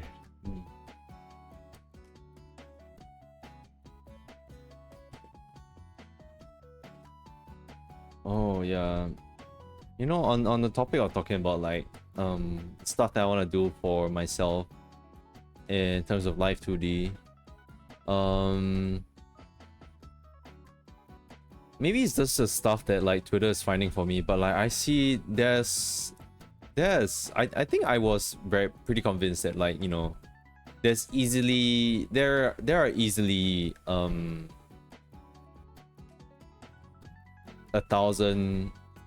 few thousand VTubers out there who are currently still active. I think it's fair to say that, but I think it's just like Twitter has been recommending me so many other VTubers, and like it's really fun seeing so many different kinds, and it's nice to see that like, oh, I think there's a lot more crazier stuff that's happening with like, oh, this person made their live 2D VTuber be able to do this, do that, that kind of thing. And it's cool to see some of these techniques and stuff. I'm trying not to be super daunted by them. I'm just trying to see that it's like, oh yeah, you know, it's the progress of like live 2D, and like a lot more people are trying it out, I think. Or a lot more people just seem to be really good at it already. I'm just like, I'm not seeing stuff that's like on my level. I'm seeing stuff that's like on a really greater level. It's just like, oh, the mouse moves so fluidly. Oh, they can do these stuff, fire effects and all that, VFX and stuff. I'm like, wow, it's so cool. And I hope to get there someday. Although the one thing that is kind of funny, and I hope this is not seen as a jab, as like as a jab to like any other VTubers, but like I feel like sometimes when I look through VTubers, it feels like I'm going through like Kemono Friends. There are like everyone's it feels like everyone's clamoring for their branding of like animal VTuber. And there's more to come. You know it, because there are always being VTuber, like there's always VTuber models being in the works. So, and they take a while to come out. So we'll get them. I think like the fun part is, you know, VTubing is it's a branding, and in a way it's a way to see like, oh, it's your OC and stuff. I think the one thing that I've been seeing is that like the animal VTubers and same thing. I'm not taking this as a jab or anything. It's just that like I feel like the animal VTubers are a little bit more of a safer choice, because when I look at the design, it's really cool. I like it a lot. But sometimes I just kind of wonder like what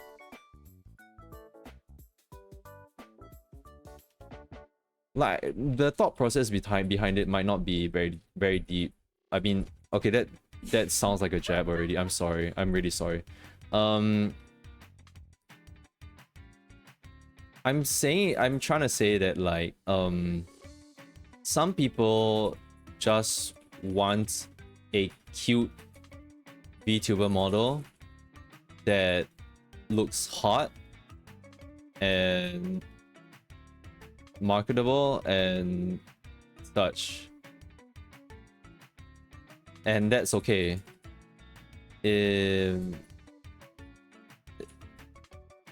Yeah, it's just that, you know, when I see like, oh, this other VTuber who's like a skeleton knight and stuff, and is so far different from like the other like cat girl VTuber 1000 number 1000,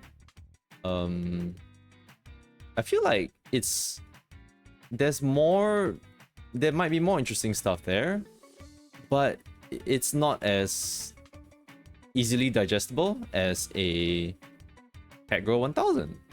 Cat girl 1000 is still very nice to see, and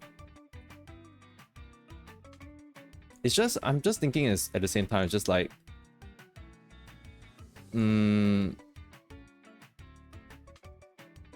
because they have to think, like, at least this is my kind of my very early foray into VTubing, right? I'm thinking of how can I set myself apart from other streamers, other VTubers and such. So I'm trying to create my branding, which is I would like to think that is different from most other VTubers, and that not a lot of VTubers like have it per se. But I'm just thinking for like the other VTubers, like what is their thought process like for how do they think of the design to or like their branding to stand out from the other millions of like cute and sexy VTubers out there. Of course, it might be the content. The content is a sort of branding as well, but I feel that what sets VTubers apart from like normal streamers is the branding.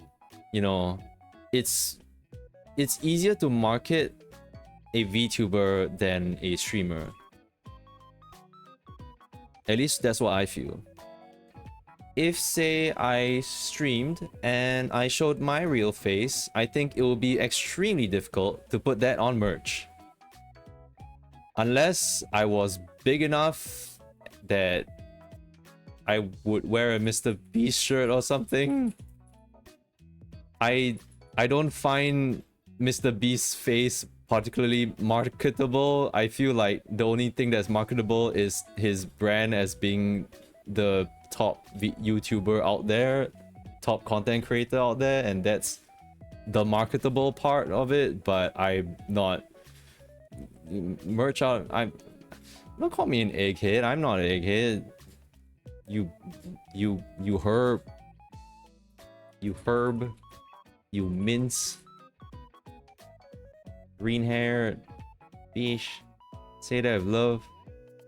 You can keep your love. Fuck you.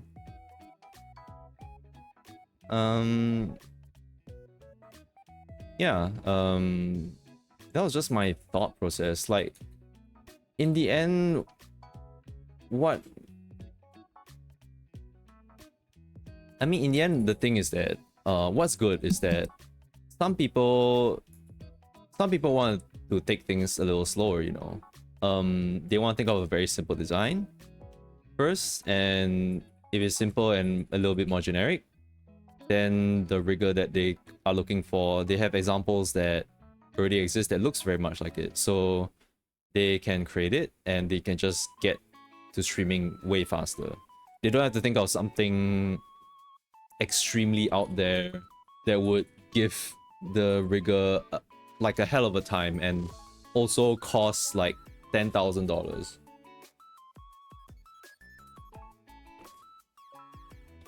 to draw and rig. Like, for me, I think, like, I'm not alone in this, but I feel like the reason I'm able to really do this is because I'm equipped with the skills to draw and, well, draw my own VTuber model and rig it. I would say there are tutorials online for rigging and stuff, but a lot of it has to be learned from hands-on experience, and that hands-on experience is going to take a lot of time from you, so not everyone has that. Luckily, I did have enough time to learn how to do my own rigging, and doing the art for myself was it didn't take too much.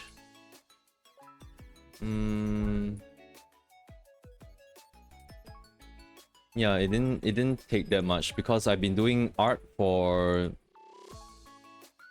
10 years. About there? 10 years. I guess so. 10 years.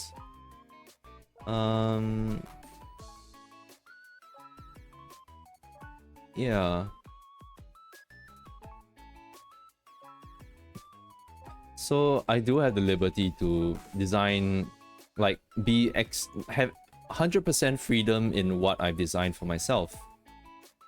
But I think, for example, some YouTubers, no, sorry, the VTubers out there, some of them who can't create their own VTuber models and such, they have to, at the very least, I think, I mean, you know, like say, for example, like Mint Phantom, like she's released her model sheet and stuff, and she's also released the sketch that she had for her, for the artist to draw her model. And I think like, that's what's cool, is that, you know, these ideas, like the VTubers, they don't just really just take from like, oh yeah, I want a maid, like Min Phantom for example, like I just want a maid VTuber. Like no, she actually went and designed like as like the sketch is not cool or anything, but it's enough to give off the like for her to like express her ideas and like what she wants from this branding that she wants for her maid VTuber. Her maid VTuber. I feel like I'm beating around the bush and stuff, and I'm not getting to any other points. I'm just thinking like, oh yeah, that's a cool thing. That's a cool thing to see. And yeah, so I believe that even though it might be just Catgirl 1000, there's still a thought to it, you know. There's still some stuff that they might think that sets them apart besides just using the content to carry them. Yeah, I mean, I can scrutinize their branding and such, but even so, even then, Catgirl 1000 has way more followers than I do. Yep. Because the content they do is better and it's fine.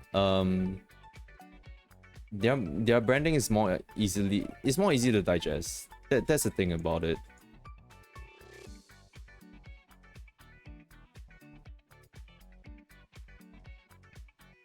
It's just some thoughts that I had, looking at all the VTubers out there. Huh.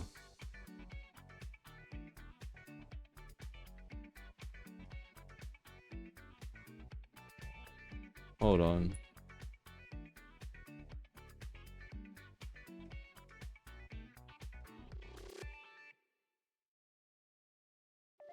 Nope.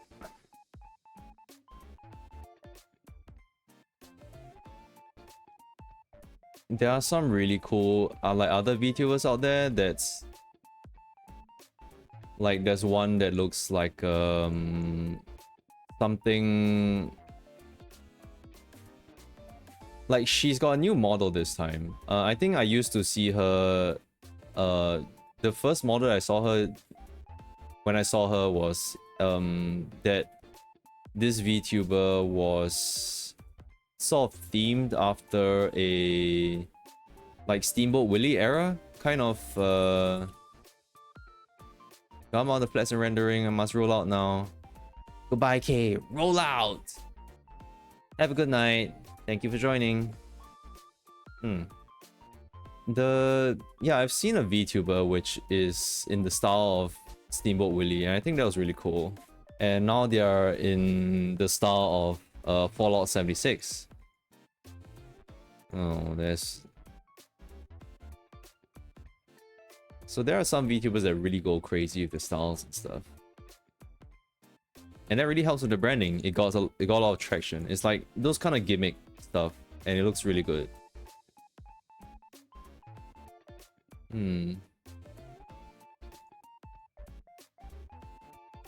Oh, actually.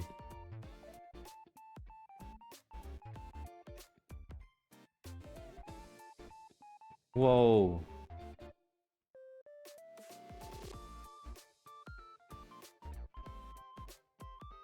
Okay, it's fine. Wow.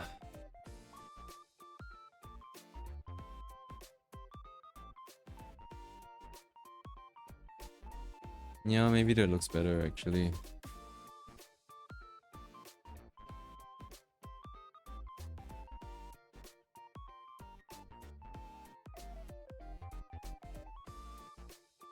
I don't know if this is what I want for my scarf, but in the end, I kind of just simplified it as a cloak. It's not really a scarf that I have to wrap and tie around my neck. I tried drawing that, or I tried to tie a piece of cloth to try to simulate a scarf that would tie around my neck, and it came out as a noose. So I have no idea how scarves work. I think in the original, the very first sketch I had of Michi, it was a button scarf. Like, the way it would attach to the other side is that it would button up. But it still doesn't really make sense. So I just simplified it into like, okay, it's just a cape that connects to the neck. And that's it. There's no surprise there. It's just a cape that looks like a scarf.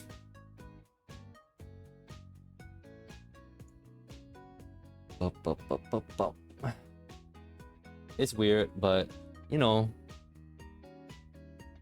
I don't conform to normalcy. Normalcy.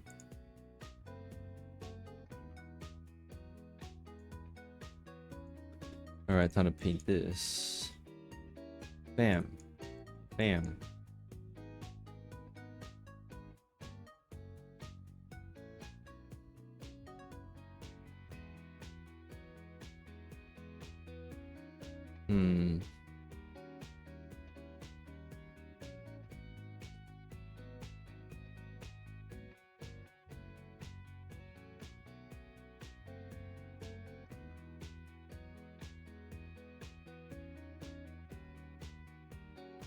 Yeah, I see VTubers, like indie VTubers, their models are they feel so much more advanced than, you know, even the VTubers in the big corporations, because they have a lot of freedom, and maybe a lot more people are like seeing the appeal of like being an indie VTuber nowadays and the freedom that they can enjoy. I don't think there's gonna be there's never ever going to be a shortage of corporate VTubers. I feel like there's always gonna be people who thinks the corporate environment is something that works for them and it's something that they would strive for.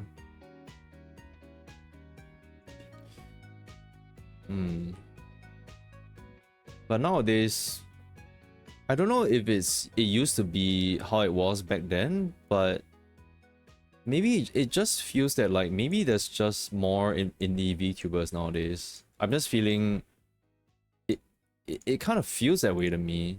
Like nowadays I see a lot more indie VTuber debuts. Indie VTuber debuts and stuff. They sure are popping up.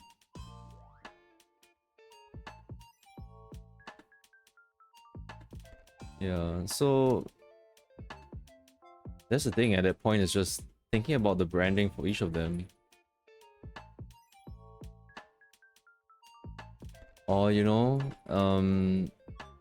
they just want to get started on streaming as a VTuber first. I think the thing is that I feel that there are other there are some options out there already that can help ease you into the VTuber hobby, into the VTuber world, you know, creating your own VTuber. There are some websites out there or some services out there where you can choose from a template and create your own VTuber. There's stuff like that out there already. And I think that is like, I think that is good because like it's not something that will take away from like, oh, you're stealing the job of like the VTuber artists and like riggers and stuff. No, no, no, no. It's just a create your own avatar, and like everyone knows like that's not going to be their end result. They are probably, they want to be creative enough to think of their own models and stuff eventually. It's just that they want to use this as a start off to like, oh, okay, I want to start streaming immediately. And I don't really have time to wait and like pay all the money to pay for a proper rig and stuff. Yeah, I feel like it's good that there's a lot more avenues and a lot more options for people to start their VTubing journey without following, like, I think cause a lot of people discovered VTubing firstly by the large corporate VTubers, same as me. That's how I first discovered VTubing. And VTubing back, how to say that? I think maybe the mindset for VTubing back then is that you needed, especially for like the debuts, right? People will be worrying about debuts and like, oh, I need to prepare this, all this lore and stuff in the debuts. And the thing is that if you are just starting out, you don't really have to. I'm seeing more people, more VTubers out there who are coming out of the 2.0 debuts already. They've basically got a new, more cooler VTuber model, and they are doing a debut 2.0, and I think that's really a good way to progress in the VTuber journey.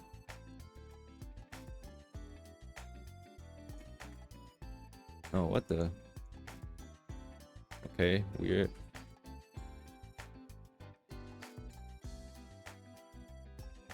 Okay, well, I'm gonna take a break from like speaking for a bit. I feel a bit tired. Oh, excuse me, I'm sorry.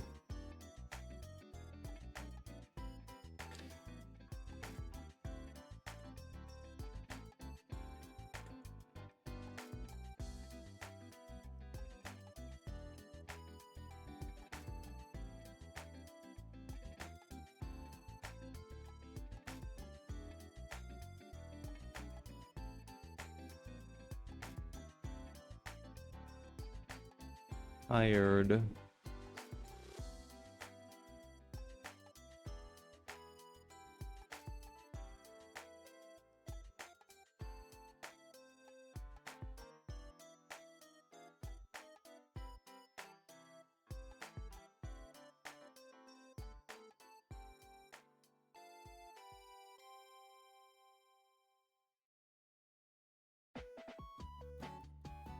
Hmm.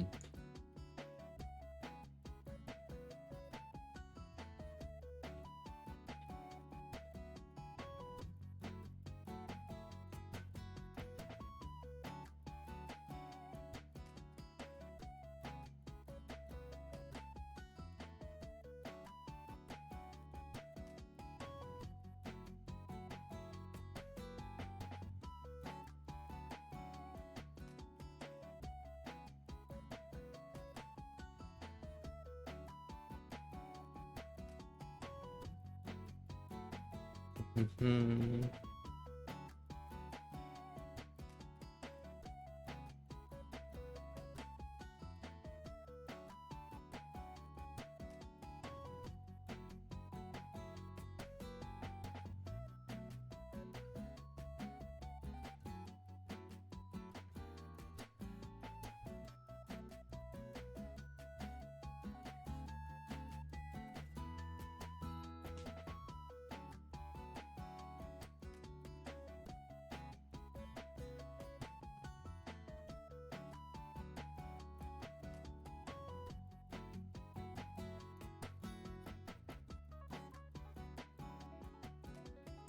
Wow.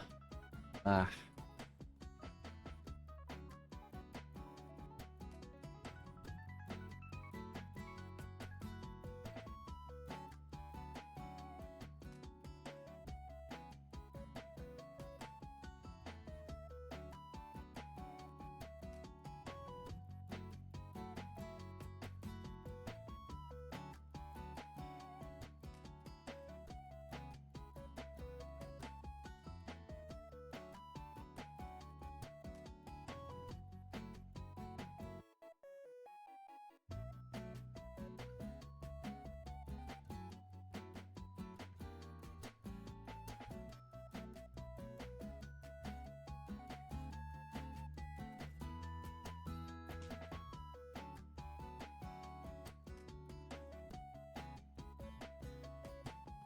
Just enjoy the music while I rest my voice.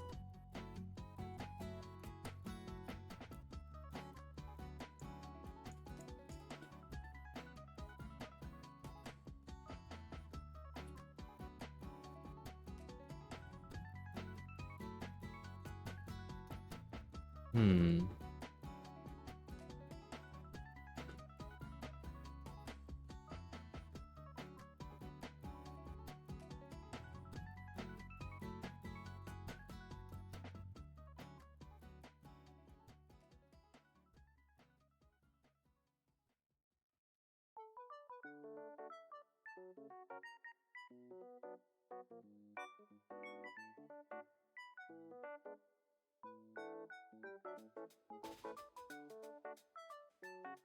All right.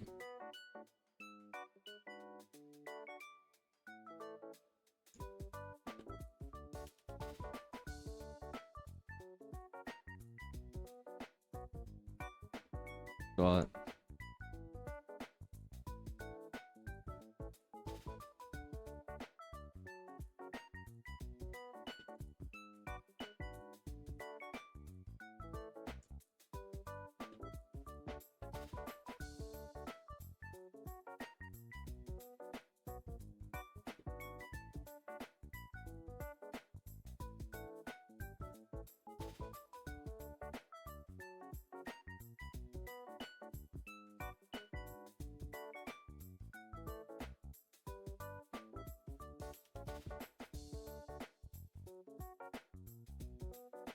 Is it time to put the whites?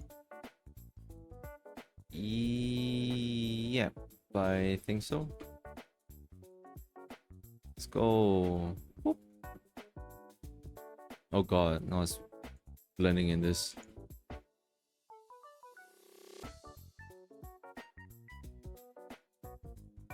Yeah. Okay.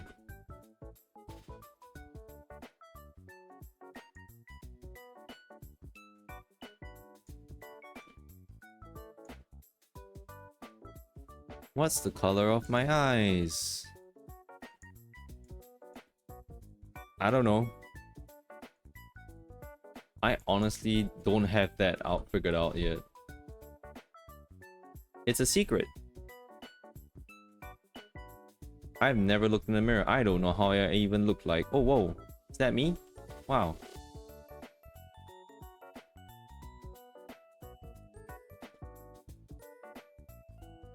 Let's just BS some eyes. A BSI, if you will.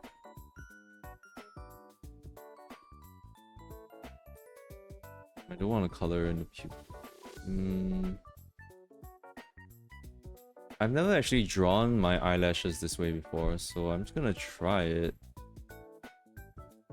Usually it's kind of cool that they do... Like, I've seen some examples, not examples, like some illustrations where they have the eyebrows drawn like this, so you can actually color them in.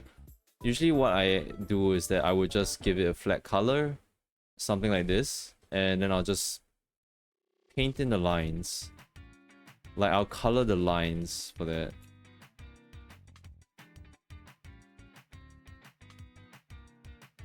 I rarely, or I don't really even remember if I've ever done this before.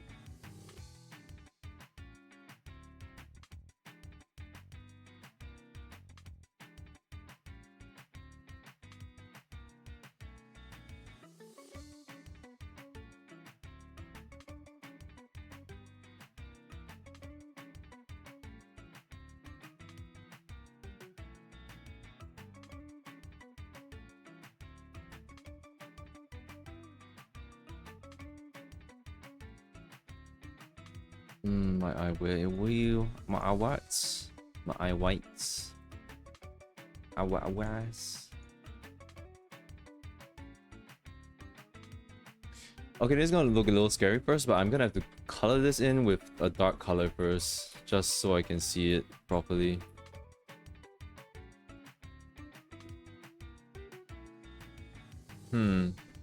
Okay. Kind of a problem.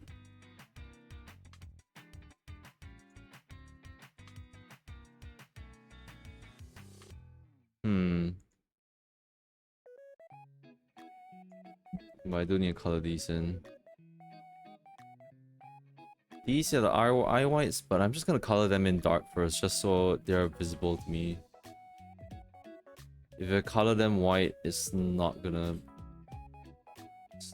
be visible.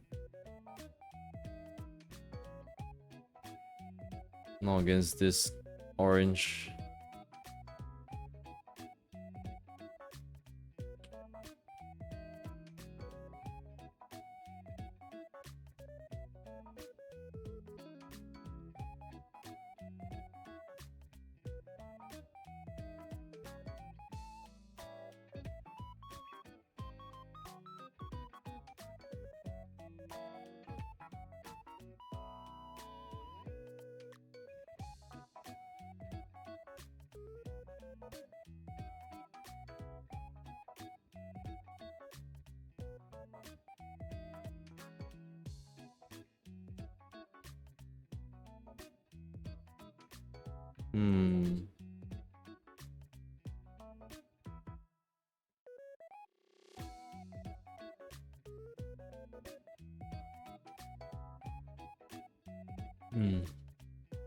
Oh, I'm yawning already.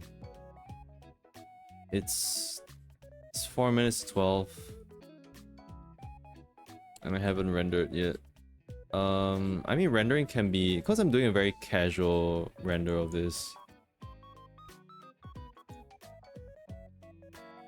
What if I just... No, that's not how it works. That's not really how it works either. I'm just gonna put this as normal and just tinge it a little yellow.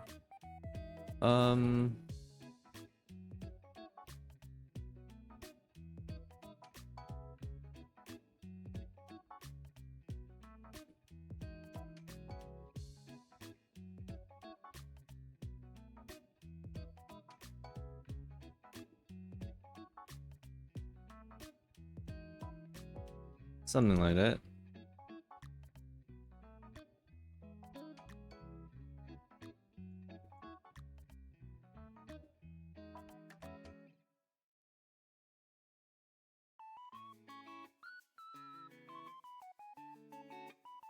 I have the problem of not adding highlights to my eyes. Yeah. I'm gonna have to lay that over. And I have to rename my layers as well. Oh no. Actually, where do I want the lighting for this? I've not really thought about it yet.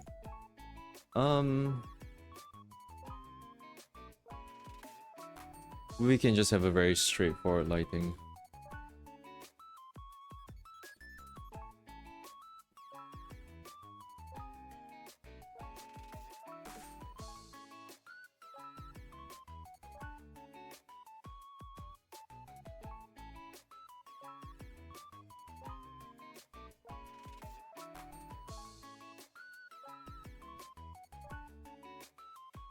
Okay, then we'll color these.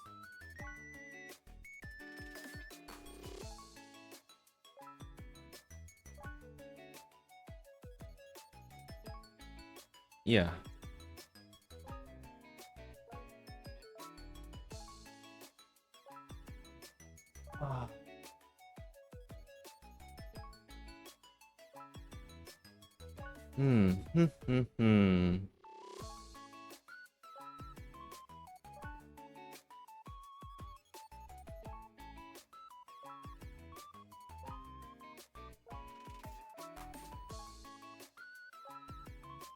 Do I want this to be... Do I want this to be red? Huh.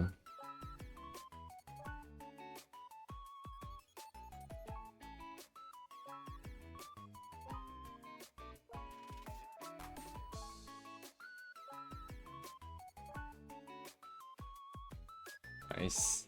Nice. Someone had to draw that. Yeah.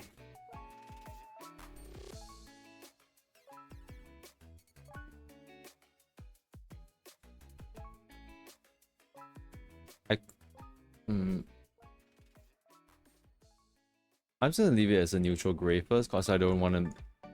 It's not something that I've fully fleshed out yet, like what's going on behind me. So I'm just gonna leave it as something neutral first before. Like I don't want to draw attention to it and like paint it the same color as all the lights and stuff.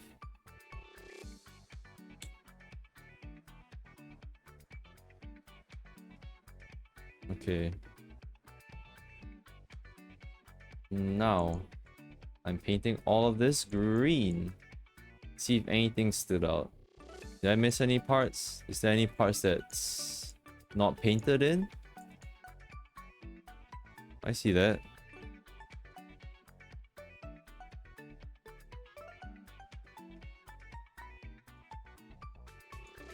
I see that, but I don't know where the freaking layer is. Okay, and I can clear this out as well. Oh. Yeah, I can leave the green color there.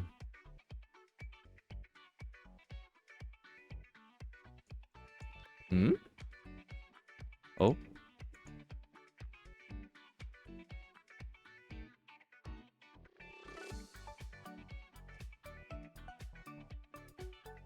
Alright, what's going on here?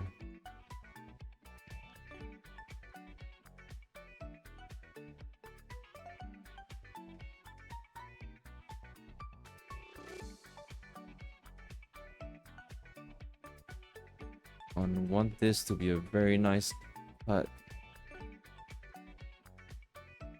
Slice right above. Right at my hip. Okay. That looks great. Oh, oh. Yikes. Yikers.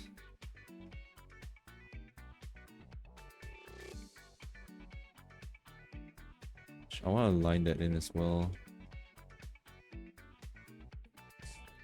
You're gonna go sleep first, okay, baby? Wait.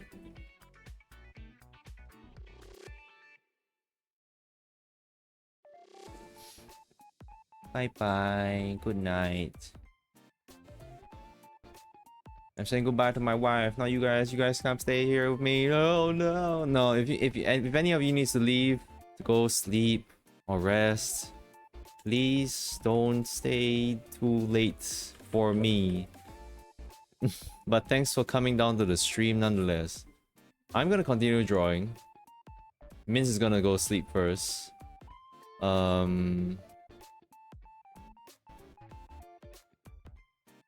wow.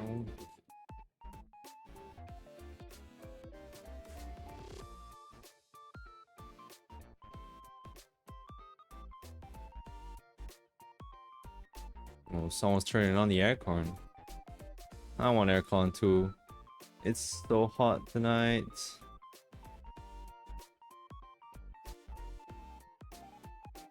I literally have I'm like wearing a bandana now. You can't see in my model. I can't. You can't see it on me right now because it's invisible. I'm telling you, I can do real spooky stuff. I can be doing something right now, like I'm waving my hand right now in front of the camera. You guys can see it. And the thing is, would you guys believe that I actually did wave my hand in front of the camera? Did I actually do that?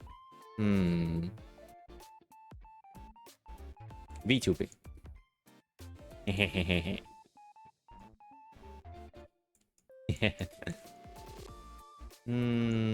Any other green parts? I know those. Yeah, the hair at some parts, which is. Whoa. Okay, hold on. Yep. Oh no.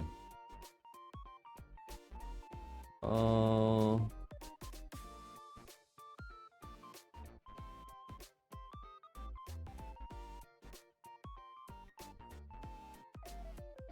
Alright. And yeah, this part too.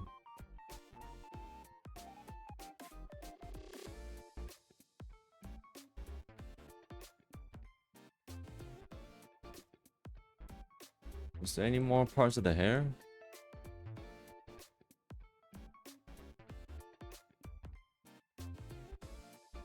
This is probably going to be like animating this is gonna be my most complicated thing to animate.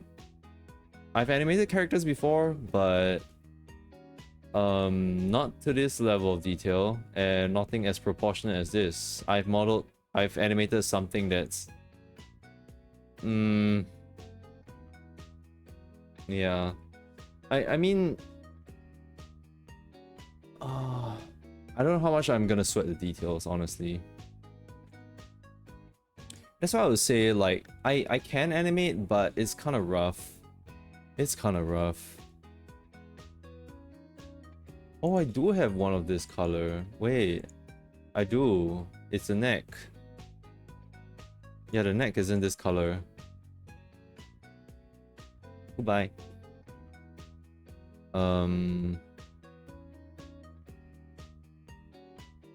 I'll just put it as this. Oh, nope, not that.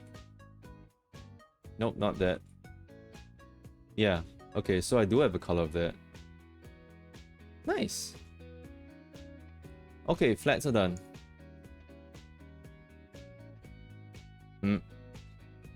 Hold on. So are my flats done?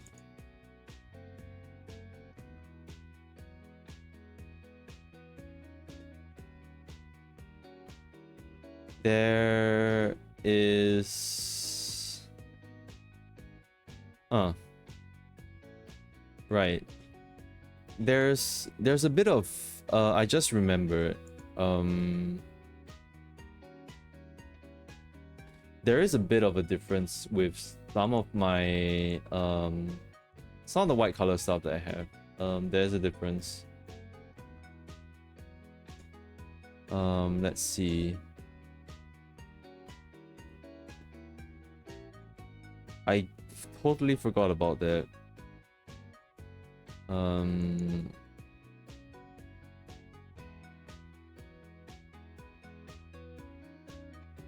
Extreme whites.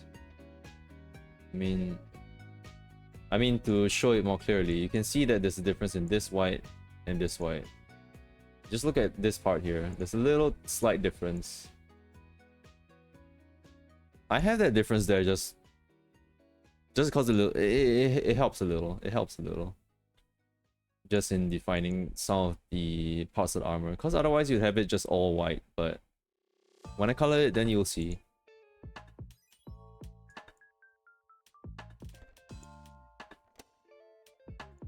It just makes it more distinguishable.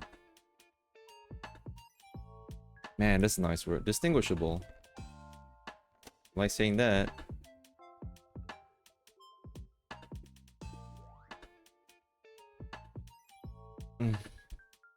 It's easier to distinguish it if it's a different shade of white. But in my render, I feel like I didn't do that. In fact, I think all of this is the same shade of white. Yeah.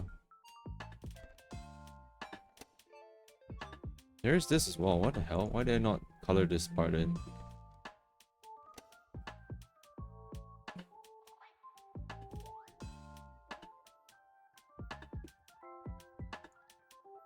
Okay. Okay, let me try to render this really simply. Okay, hold on.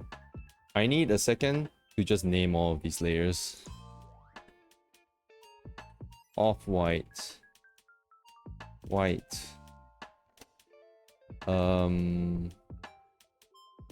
orange.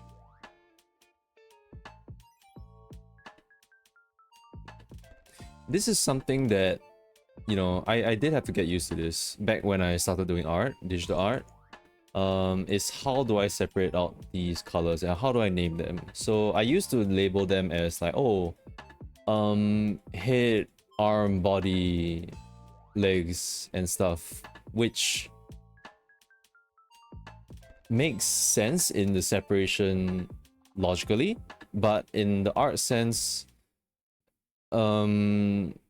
logically you're not going to use that many different colors on a character. I mean, case by case basis, but because you're not using that many colors on a character, what you're gonna have is that say all these gray parts, I have one on the torso, one on the and two on the arm. So basically I won't make that like, oh, arm gray part. I'm just gonna classify and categorize all of them as gray. All of them as gray. The tricky part is when it's a sort of the same color, but you want it to be a different material. And that's when you're gonna be, case by case basis. Like, it can be, okay, so this material is metallic, these ones are more organic soft material. Plastic. It's not organic, but it's plastic, you know. So the material applied to this would actually be different from this. So you can separate them out. You can put it gray 1 and gray 2 if you really want to.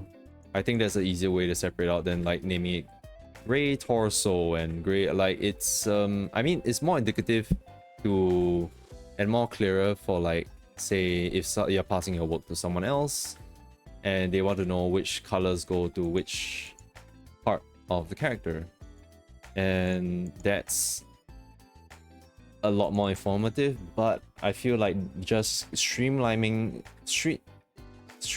it to just calling the layers by the colors is a lot better.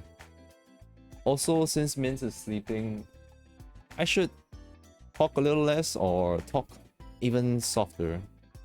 I can bring the mic close to my mouth and talk a little, but it'll be a lot more crackly.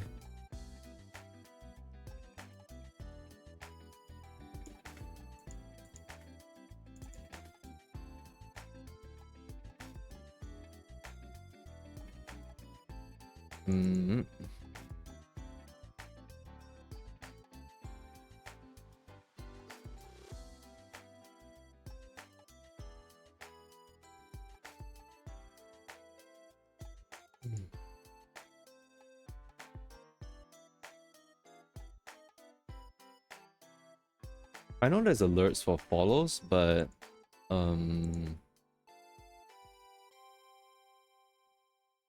I think that, you know, I have this sketch of myself stretching. I wonder if I can do this for an alert for, say, when I have redeemables and I have like, oh, please redeem a stretch, like asking me to stretch, and then that would play and I stretch.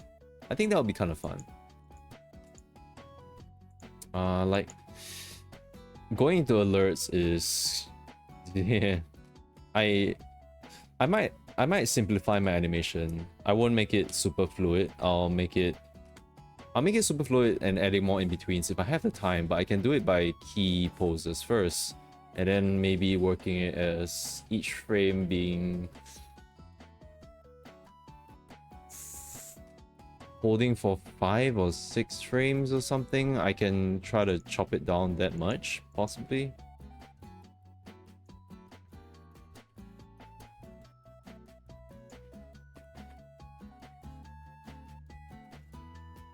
I don't know what the inner pupil is called. Retina? Is it? I'm just gonna call it inner pupils. Pupils and inner pupils. Or is it eye and pupils? I don't think that's how it's supposed to be like.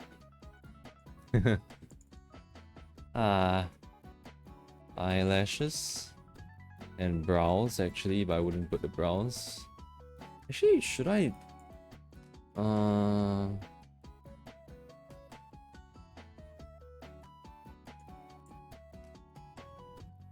I can color the eyebrows a different color.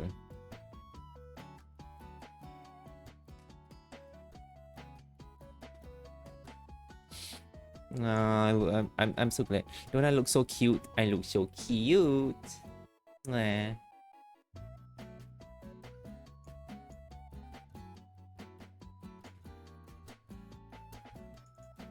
It's just hair.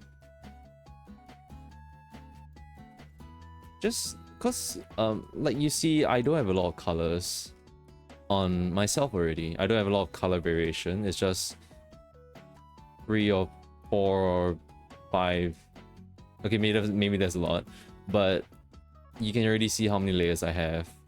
So if you don't streamline how you categorize your layers, it's gonna be a huge headache. It's gonna be a huge headache, and it's gonna affect how you render stuff.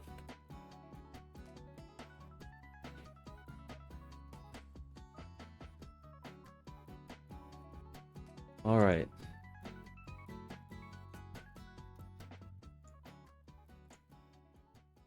I'm just color picking from here first.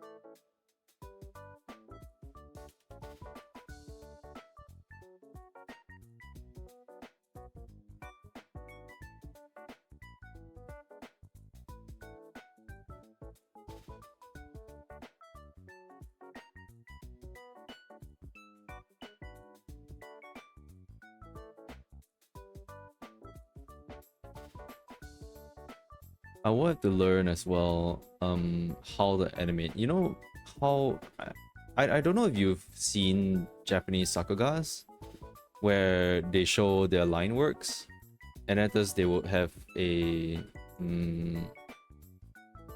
how would they do it?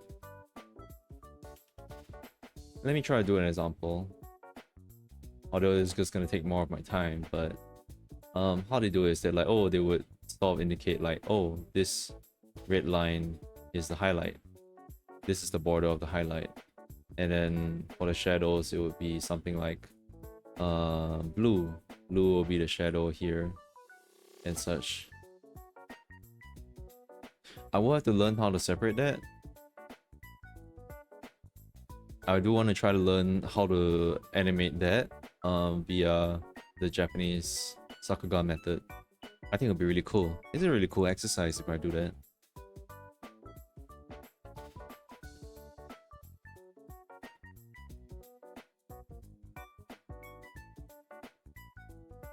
Trying to speak softer. I don't know if I'll be able, you guys will be able to hear me.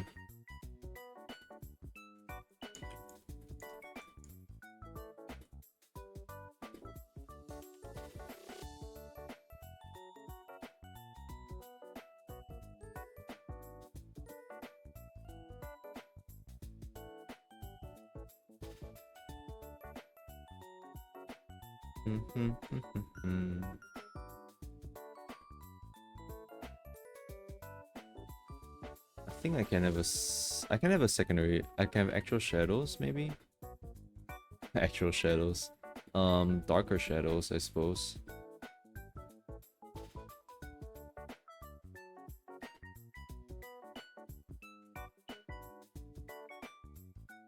I can do that later. Let me do this first.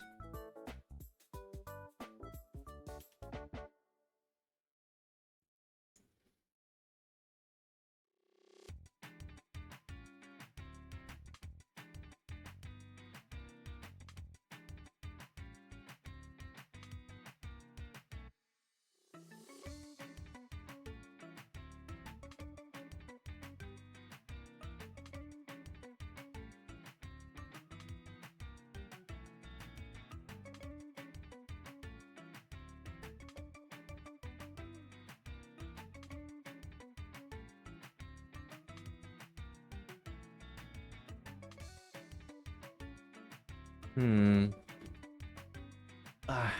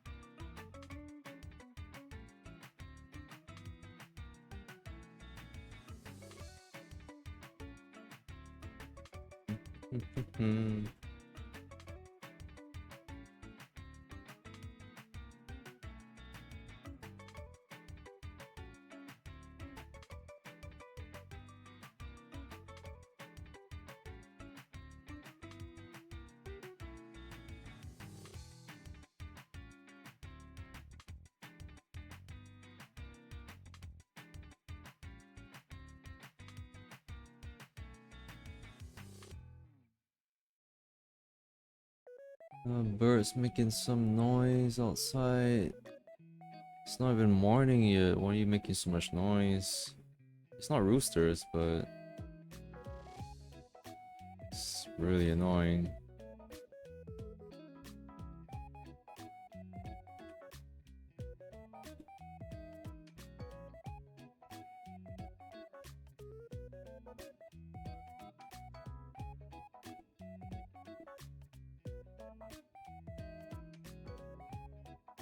It's not like the humans are making any less noise either.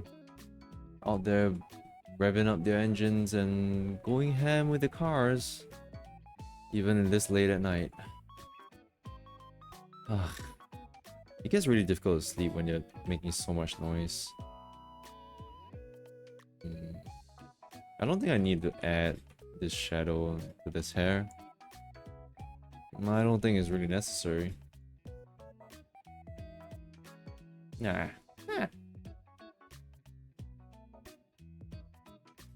Let's leave it as that first.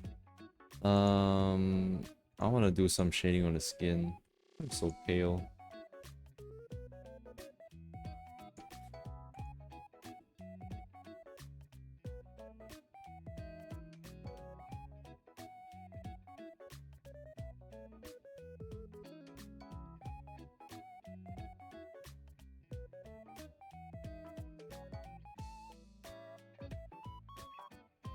Gosh, I look so darn pale.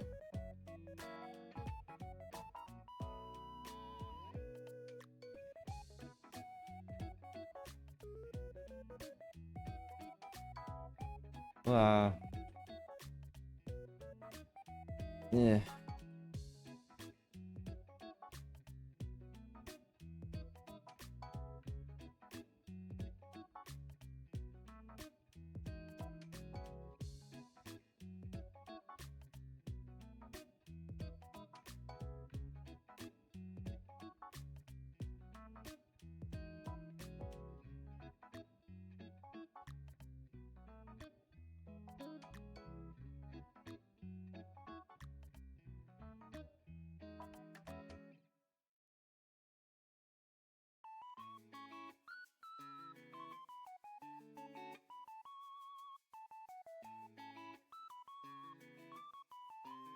Oh yeah, I just remembered.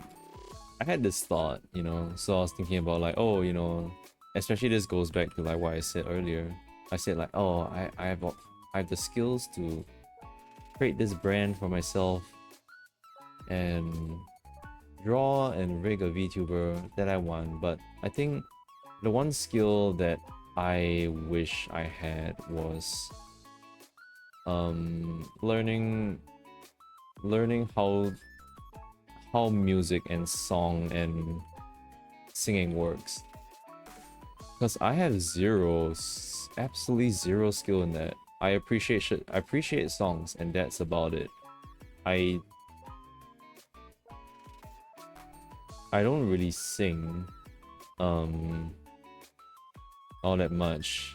If I sing, I suffer. And yeah, I think because the one thing that I like to see, like sometimes I'll be following like, you know, some corporate VTubers and such, and like other VTubers, and a lot of what actually stood out to me from them was how they sounded when they sing, or like their singing prowess. Like they were really good at singing. And also I forgot my ears here. This is part of why I don't know how to appreciate and create sound and audio stuff.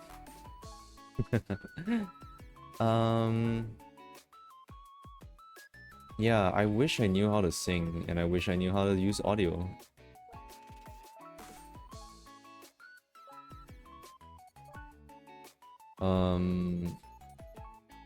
Of course I'm not totally gated by it. I could, if I cared enough about it, I could get a singing teacher and all that kind of thing and teach me how to sing. I don't know if there's any singing teachers available where I'm from, but I'm sure I can find someone.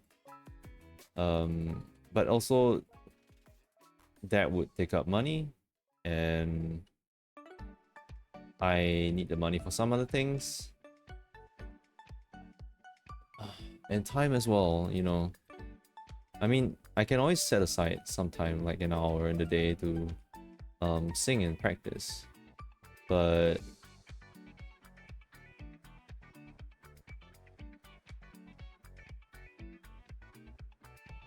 that's as far as it goes. I'm just gonna color this part in. Sometimes I don't know how to draw ears.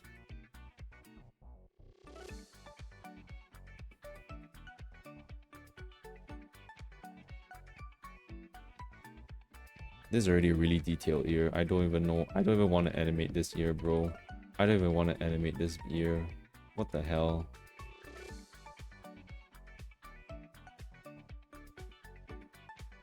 But it looks like an ear.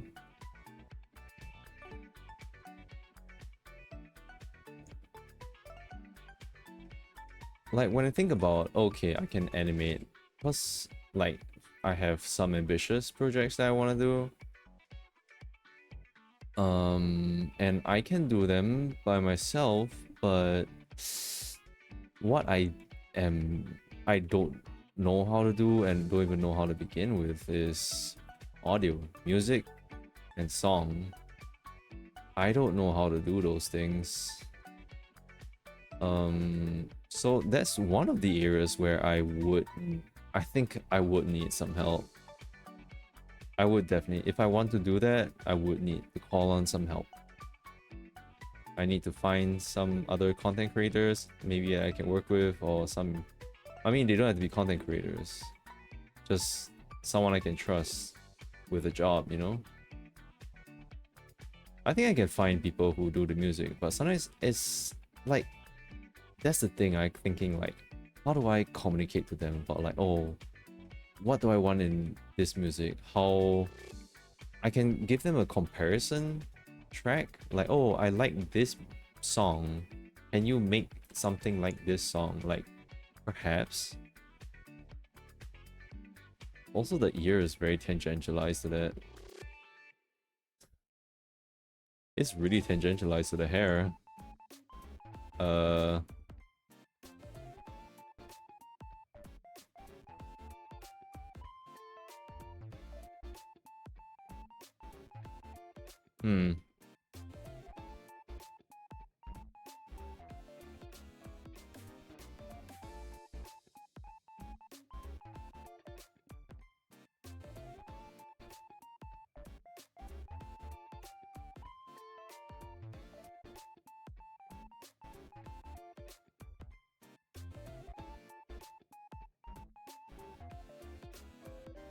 I think over singing, I would prefer to know how to compose, or like give instructions on how to compose a song. Because singing, I feel, is a very personal thing, and like maybe it can be saved a little bit by mixing and stuff. To an extent. to an extent. But composing is something that's kind of different. It's kind of difficult. Like, how do I even say?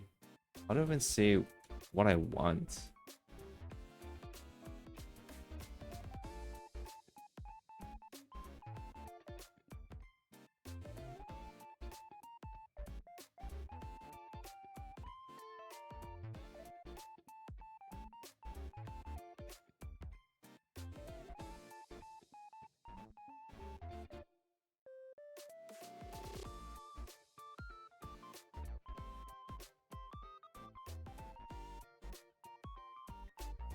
I really love this nose that I drew for myself. It's so different. Like, look how different it is from the splash. The splash art, I feel like I was trying to do more sharp, edgy trigger style, but then I drew a little bit more rounded for myself here, and it's really cute. I can't help it. Like, I feel like this is a little bit more gremlin looking trigger style. I don't know. It's more decisive lines and stuff, but this is, I don't know, when I sketched it I was like, I actually created the shape and I was like, oh, this is actually extremely cute. Oh my god. I know this sounds really narcissistic, but I think I drew myself really cute there.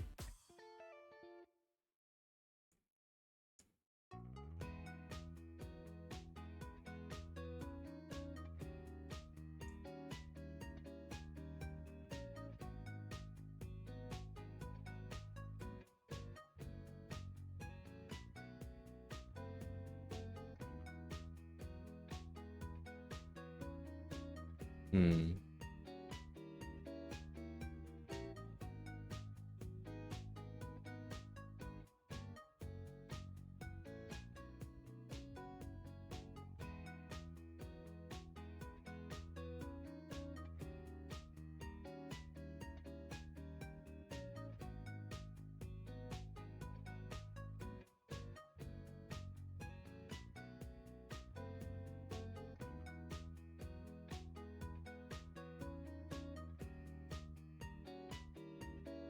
That back though. Woo. Yeah.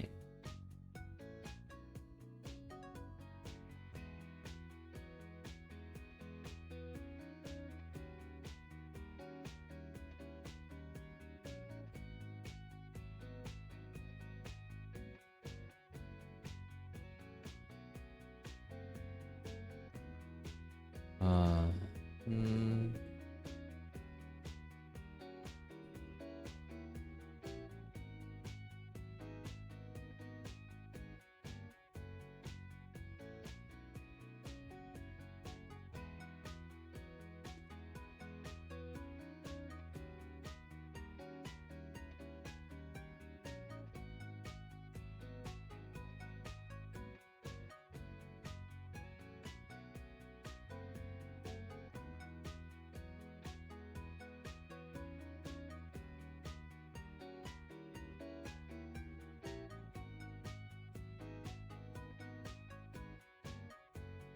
I think what's gonna be a crazy thing to animate for this is the scarf.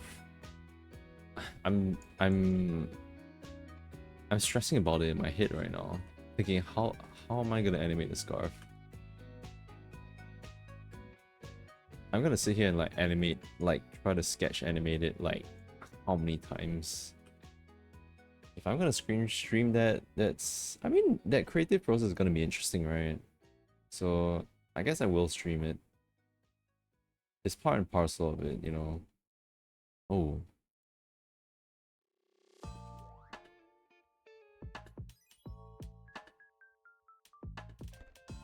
Okay.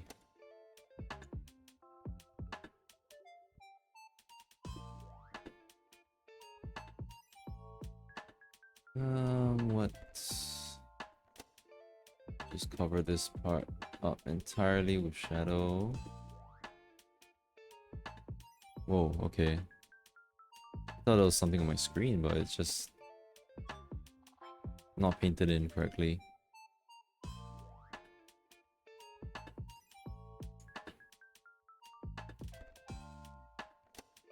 Oh, prior to this, I was, I had cooked dinner, and Mince wanted to catch like some shut-eye, have a little bit of a nap.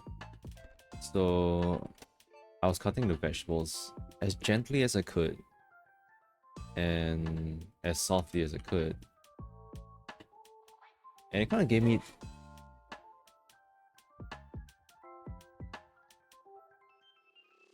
Sorry, some motorbike just farted really loud outside.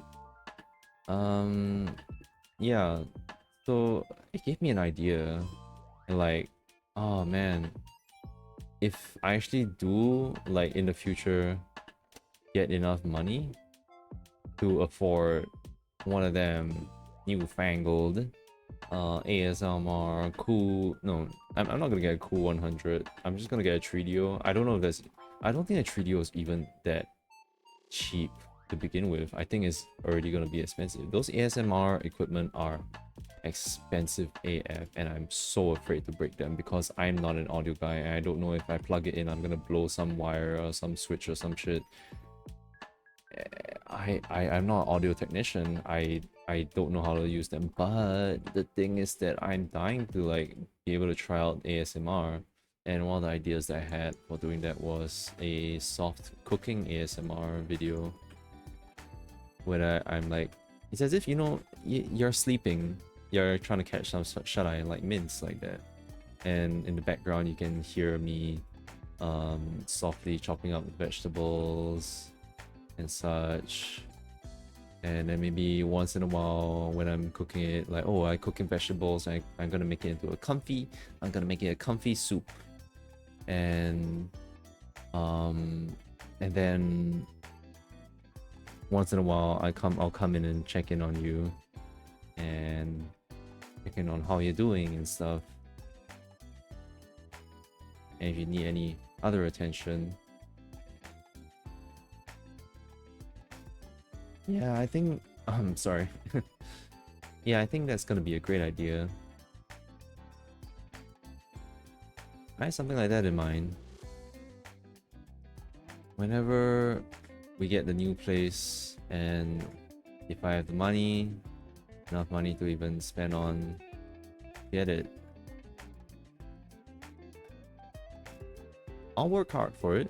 I'll work hard so I can get the money, and I can invest more in more of my VTuber options, I want to create more content. I'm excited to create more content. I'm just at the beginning of my journey. I haven't even gotten affiliate yet. When I do, it's gonna open up way more things. This line isn't colored either.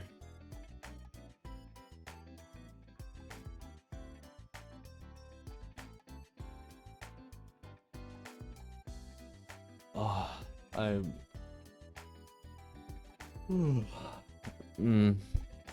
Sorry, big yawns. I still want to persevere through this. I want to try to finish this. The rendering is so simple, it shouldn't take that long.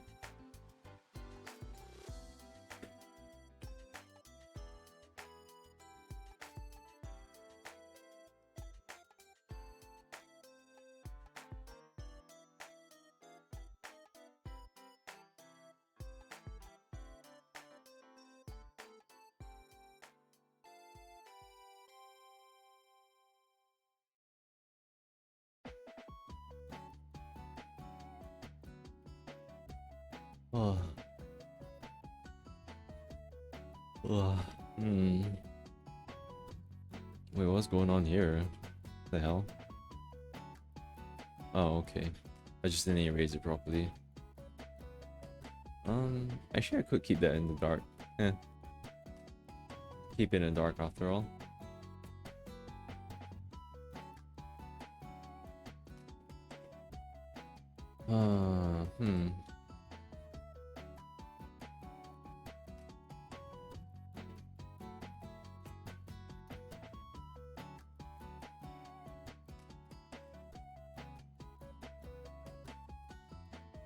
Actually, when I think about it, Maybe... This is the part that is a little bit difficult to visualize unless I have a 3D model. It's basically when my arm twists, where does this go? Maybe I can just draw it on my arm properly. I mean, what's twisting is more of the forearm rather than the biceps, you know. It's more of the forearm that's twisting.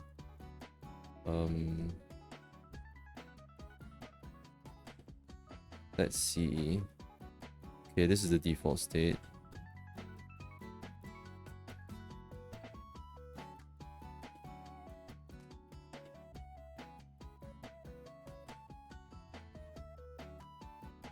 Okay, okay. I think I got it. Alright. I need to amend this. There is no red here. The red will be coming down here, so I need to draw that.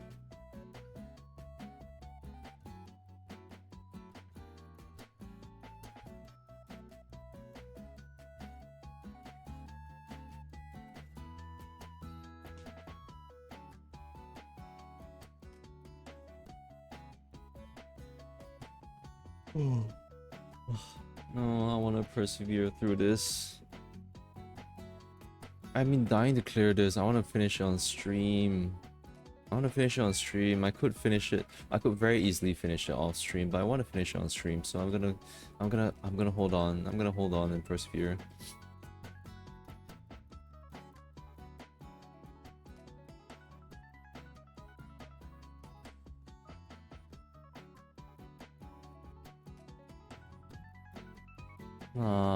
Okay. I can do it. Even if I have made a mistake and I need to change this, it's alright. I don't think I'm speaking that loud, so I think I'm fine. I think it's kind of the same as when I did the Arc Knight stream and I went really late and I needed to load on my voice as well.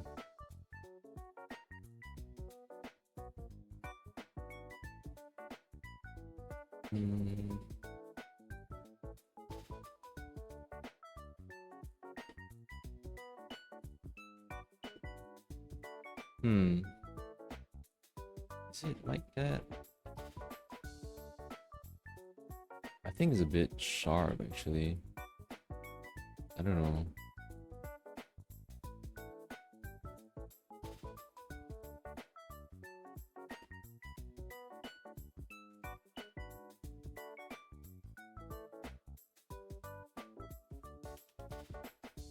No, I think it has to go down further.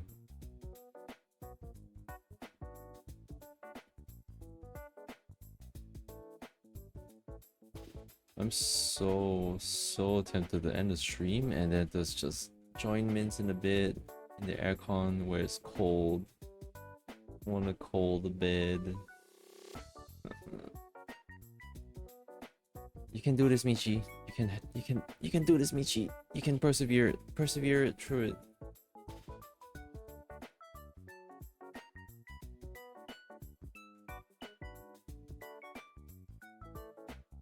You've had this going for like a week.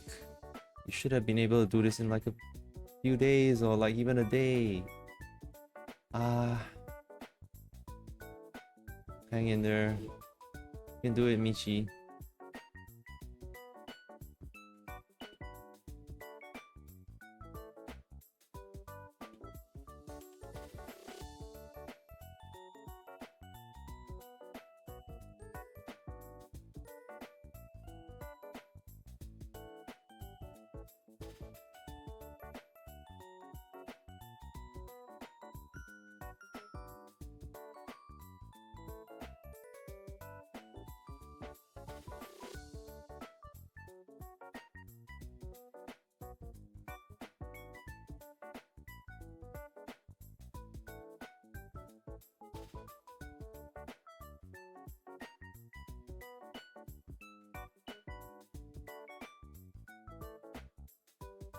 Whoa.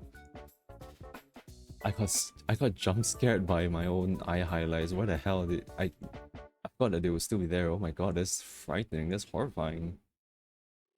Oh my god. Oh gosh.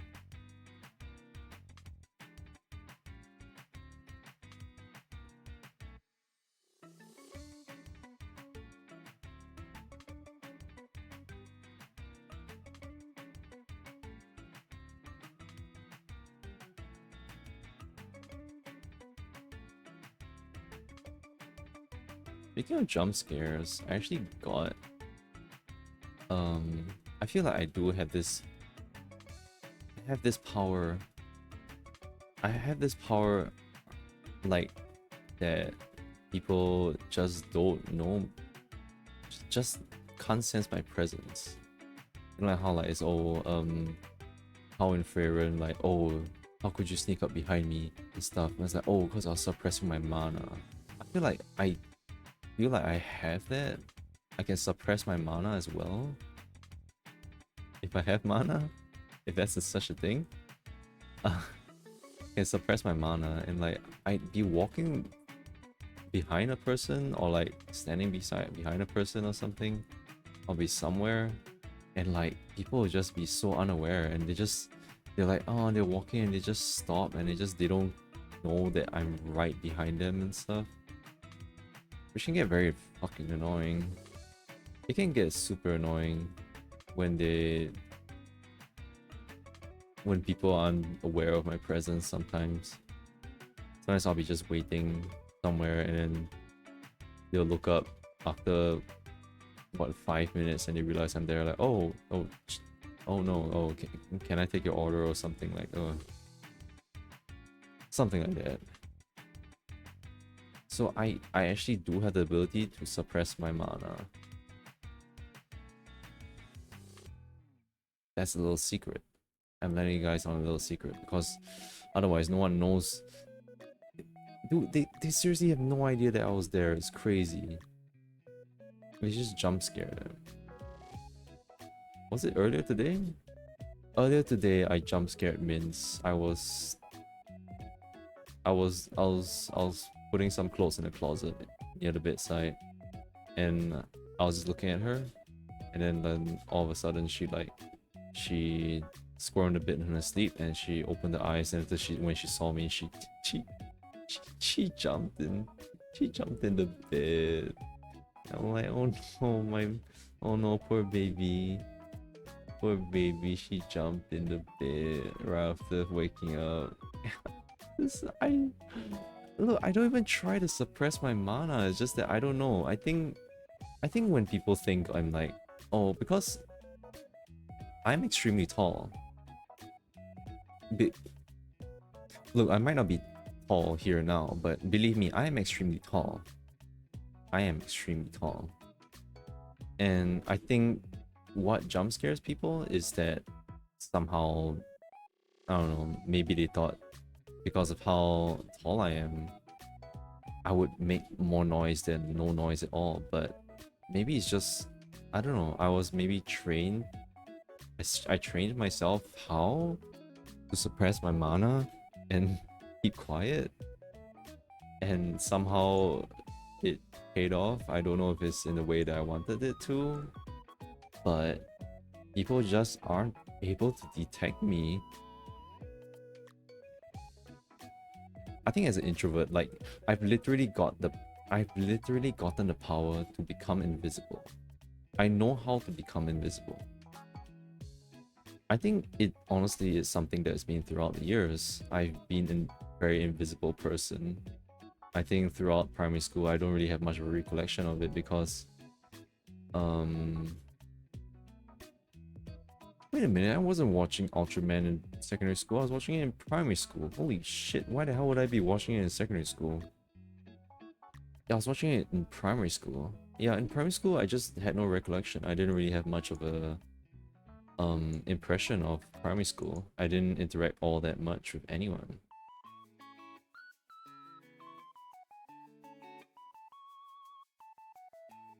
I don't have any primary school friends.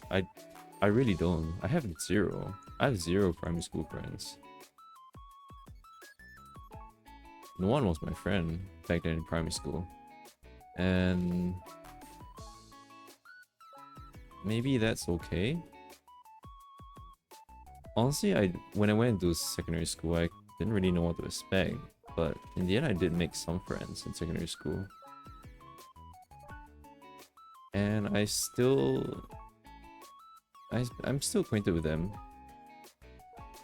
Not very much, but I am still acquainted with them to this day. Yeah, that's when I made my presence known. I stopped suppressing my mana. I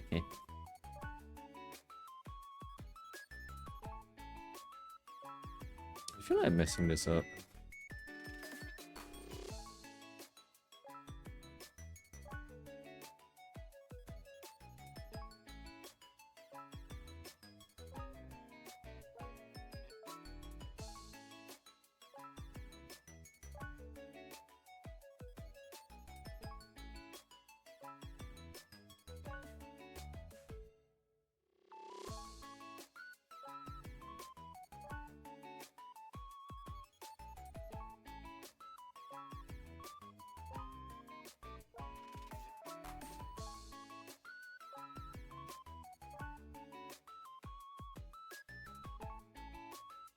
Feels like I've heard this music before in someone else's stream. This sounds extremely familiar.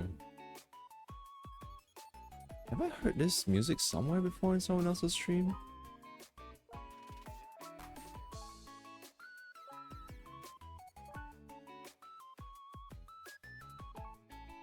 It's not like Callie or Bay's stream, I think. I don't know. I might be misremembering it. Oh, it's already 1 Oh my.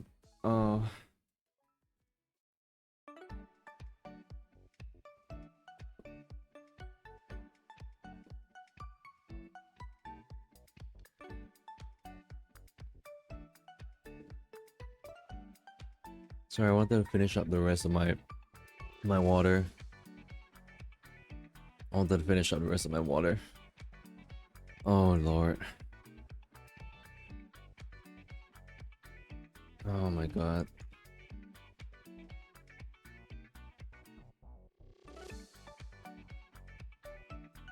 Damn it.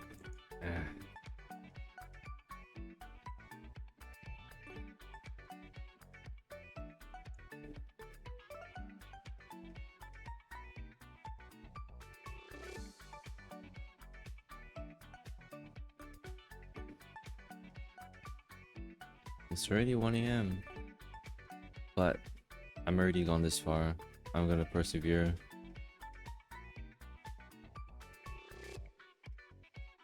Oh right, this dark blue.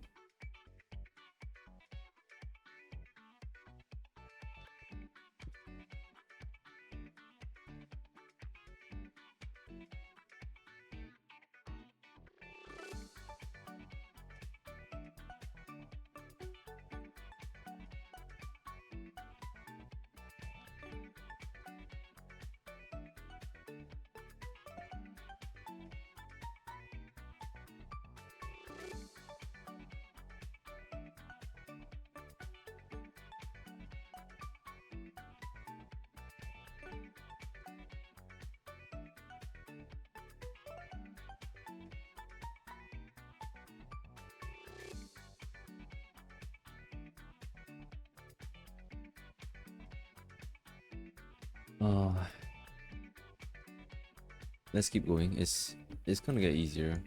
Well, okay, no, I say that, but the whites are actually the biggest part. The whites are the biggest part of the drawing to draw properly and fill and shadow. Oh.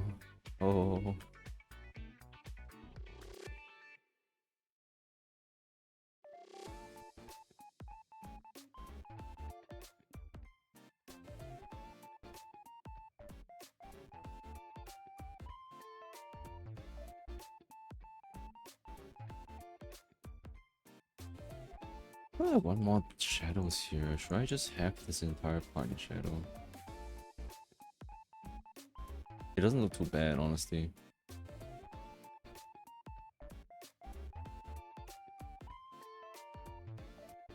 But it looked extremely flat without the shadow, so I wanted to just blast it.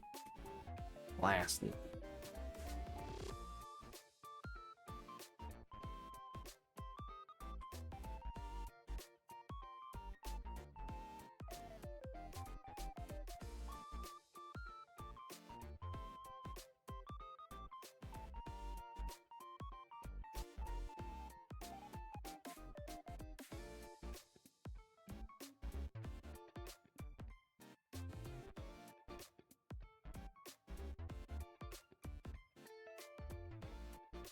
There's my butt marks.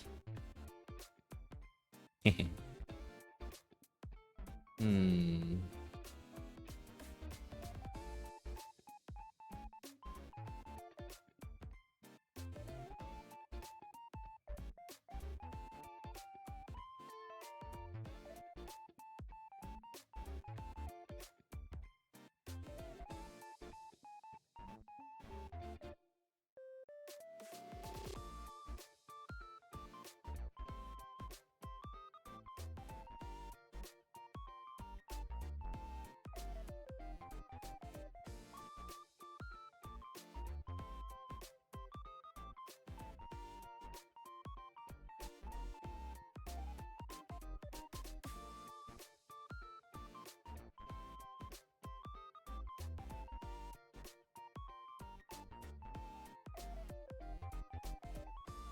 If I just get into the groove of things, then this won't hurt as bad.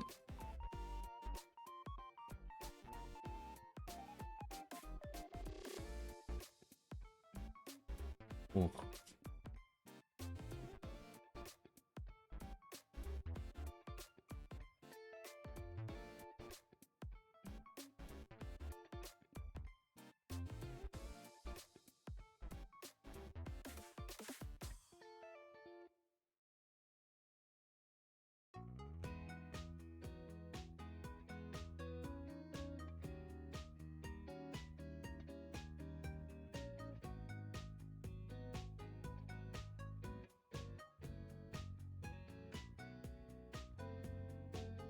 Hmm.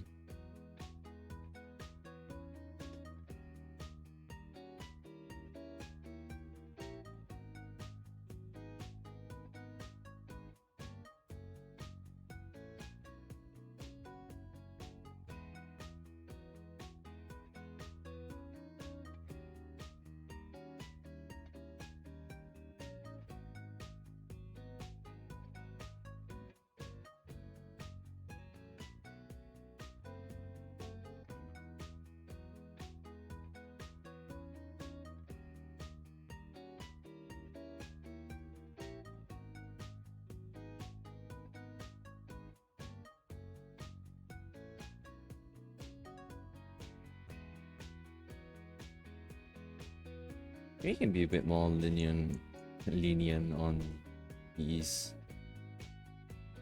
shadows. It does look a little bit weird without something here, you know? But there doesn't really need to be a fault there. There's no tension. I think it doesn't feel like there's supposed to be tension here. It's just faults.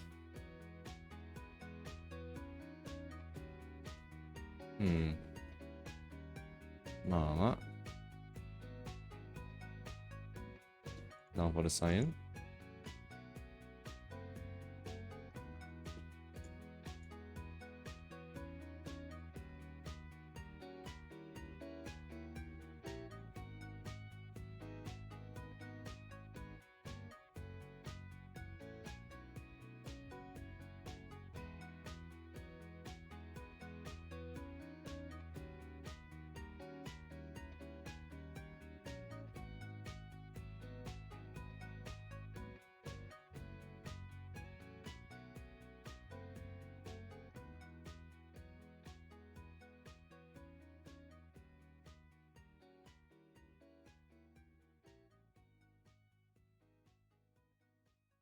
Hmm.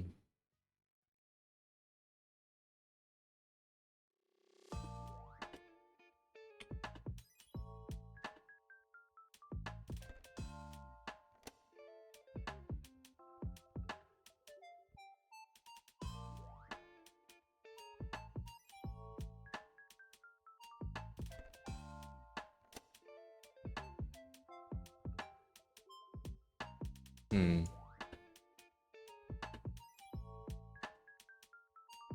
Do I need highlights?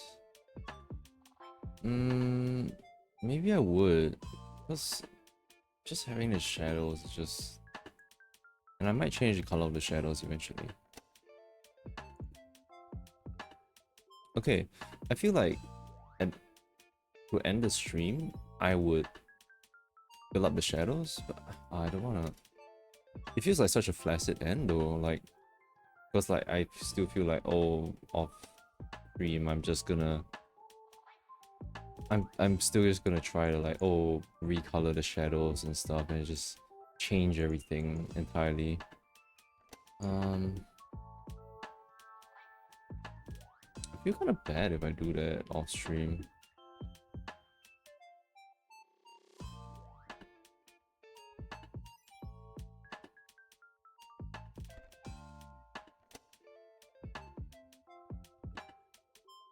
Hmm.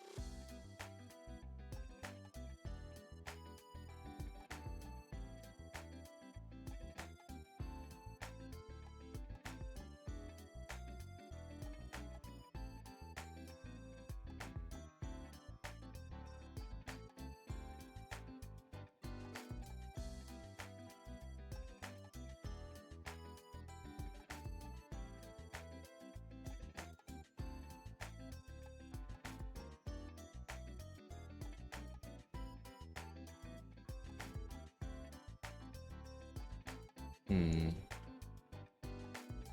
Okay, this is a little different. What are the shadows for the goggles be? Did I not have? I only had the yellows. Hmm. Well, if that's the case, then it's gonna be yellow, and it's gonna be the orange.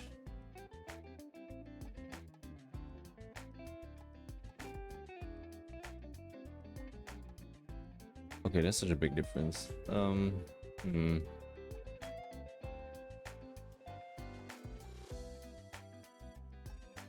Hmm. I will just do shadows for this. Shadows. Just draw it accordingly.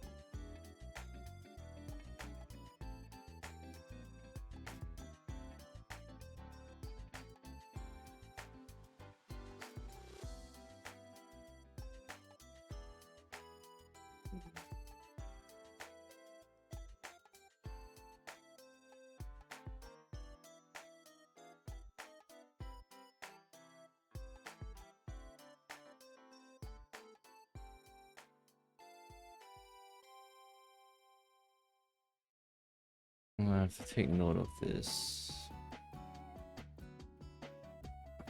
basically my goggles, you know, they protrude out.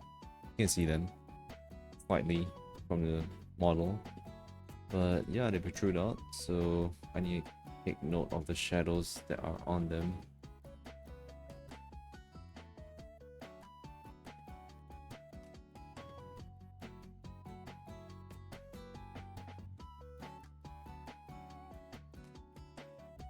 I'm almost done with just shaping the shadows. Nearly done.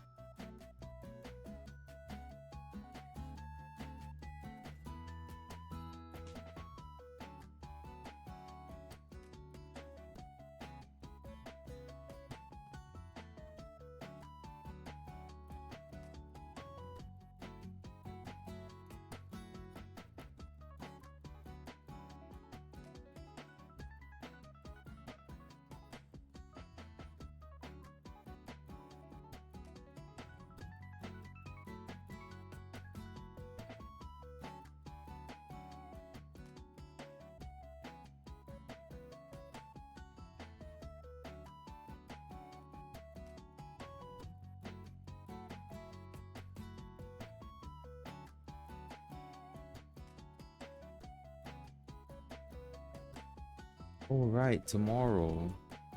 I'm gonna cook something tomorrow. I'm gonna cook for the very first time. I'm gonna try cooking lentil soup. The FF14 cookbook does have a lentil soup. But I'm gonna follow the one that Mince has. Like Mince has referenced lentil soup for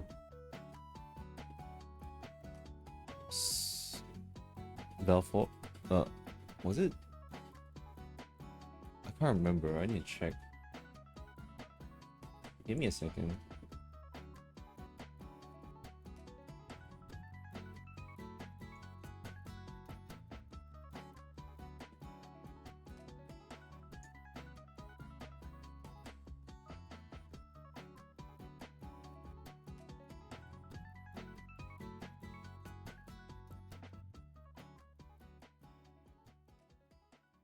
Yeah, Mince has actually drawn a lentil soup for Belfort for her new book.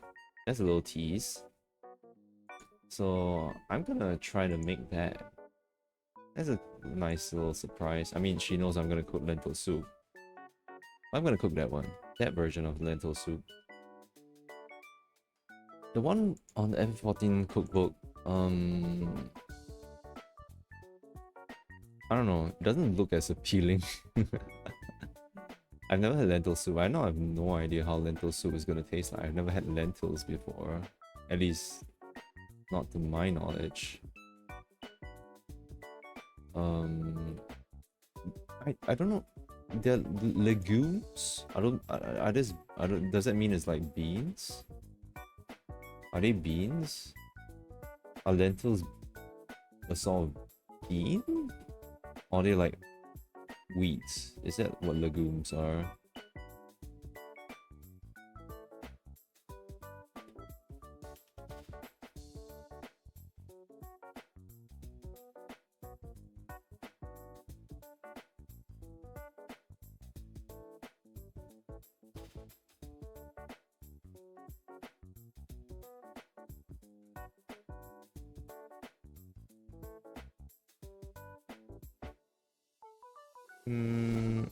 What?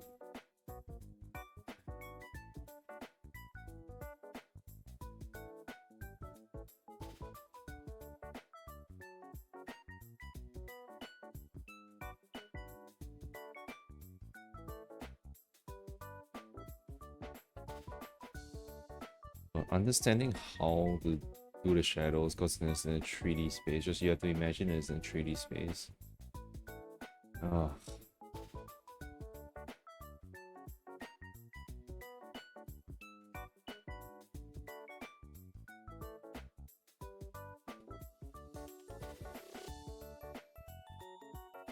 The only thing that I'm worried about is that... Okay, no, actually, no, I'm not that worried about, because the recipe does have celery. It's like an Italian lentil soup, so they have the... whatever the Italians call it, like the combination of carrots, onions, and celery. That colorful mixture that they have in Italian cooking. I forgot what it's called. But they have that, and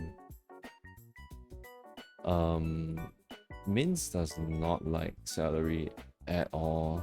I tried making her eat celery earlier today for dinner.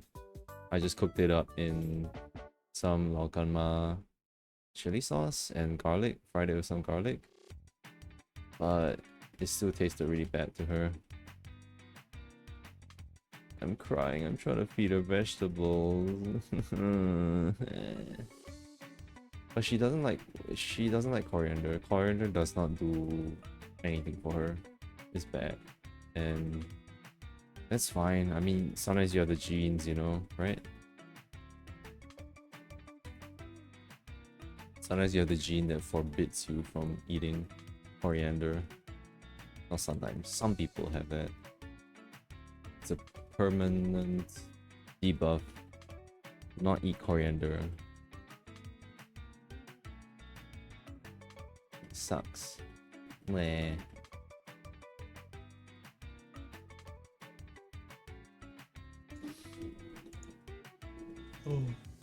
Yeah, but I'm not worried about it being in a soup, because Mince has said that, like, if it's in a soup or something like that, she's had soups, like say minestrone soup. Minestrone soup actually has celery inside, and that's fine. She's fine with that because it's in tomato sauce. So I'm having it in the lentil soup, and I think that should be fine. Lentil soup, and there's tomato sauce as well in it. And yeah, I think it should be alright. She can handle it.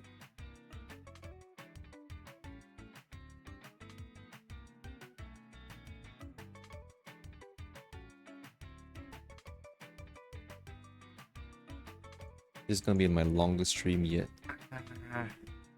Is it gonna be my longest stream?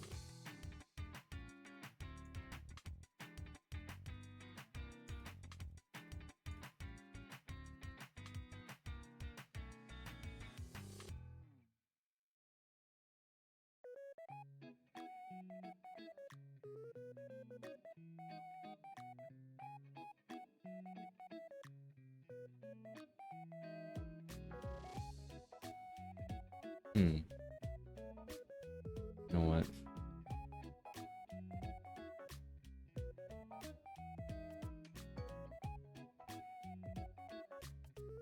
Yeah, that seems about the right shit. Okay.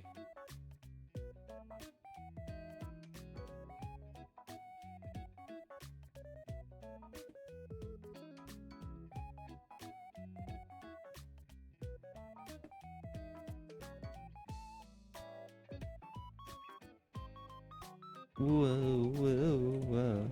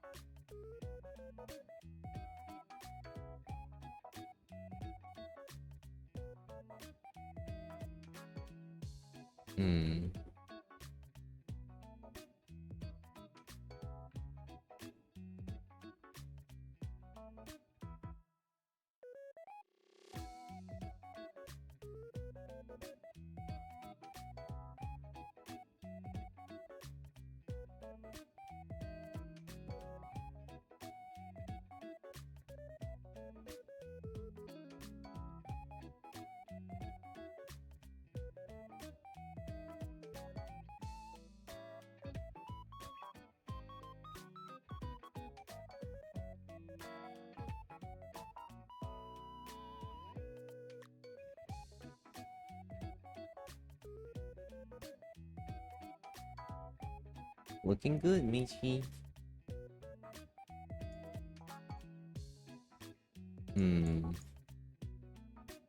Is that all the off-whites that I have? No, wait, I totally forgot about this whole hand, arm.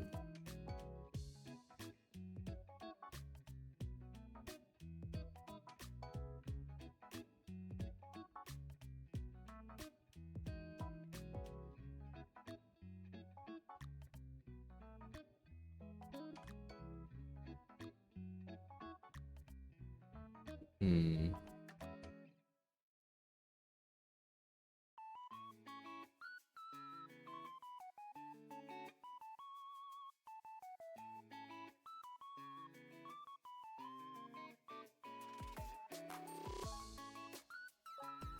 I feel like my lighting's all over the place now. I kind of hate doing lighting like this. It's kind of the problem with like things being way too clean, and like I get really bothered by like all the very slight details and everything.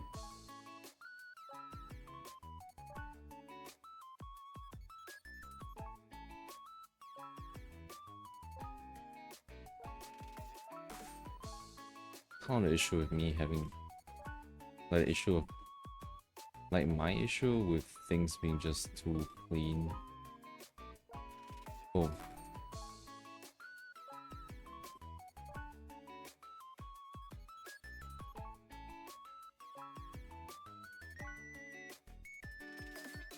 Oh, that whistle is going crazy.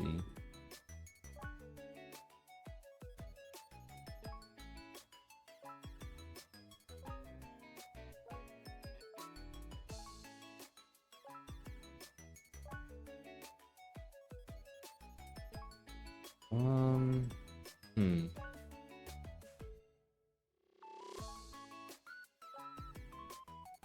Eh.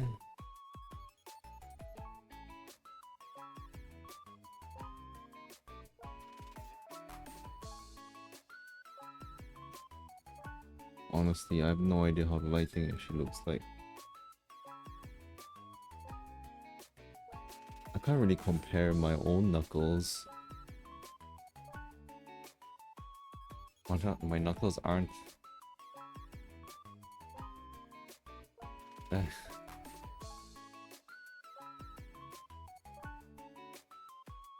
All I can do is like add a little curve and hope that kind of works. Yeah, at least breaking out the shapes a little. Oh, I'm so tired. I can do it. I can do this. I've had worse.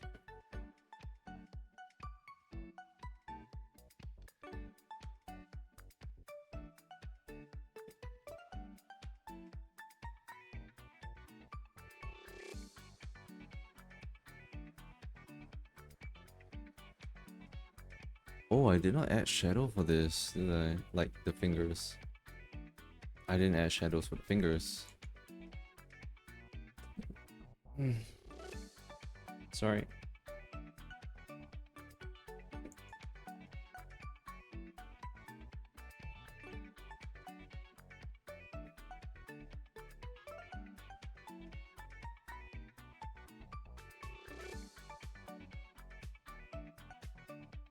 I don't know, should I put it like this?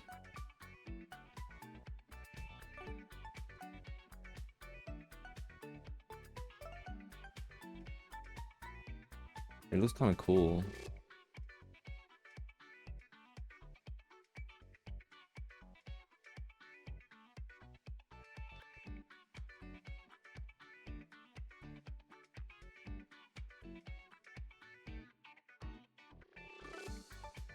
It looks kind of cool.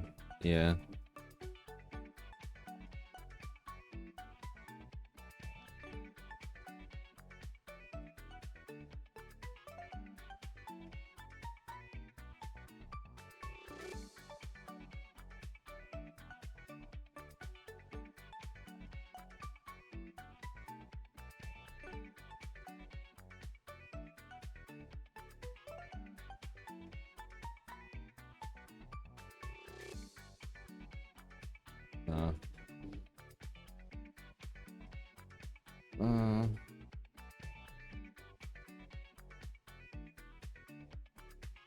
No, I think it's fine. It's fine. I think that's fine.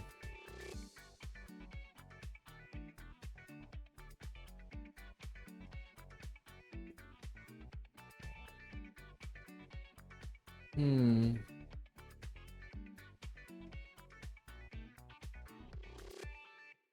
Now this is a difficult thing.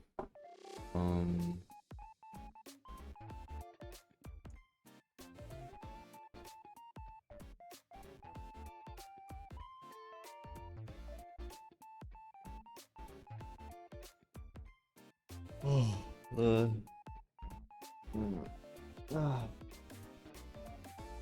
stretch. It's coming to 4 hours of the stream already. And I haven't put in the highlights yet.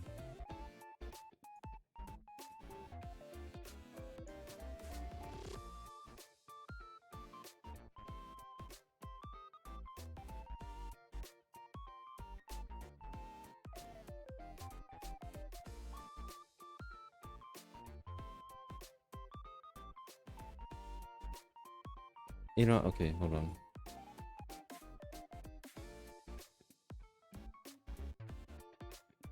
Let me just do a test.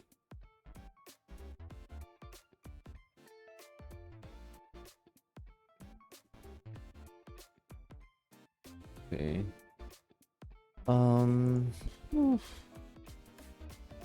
It feels like, gosh, my skin is so pale here.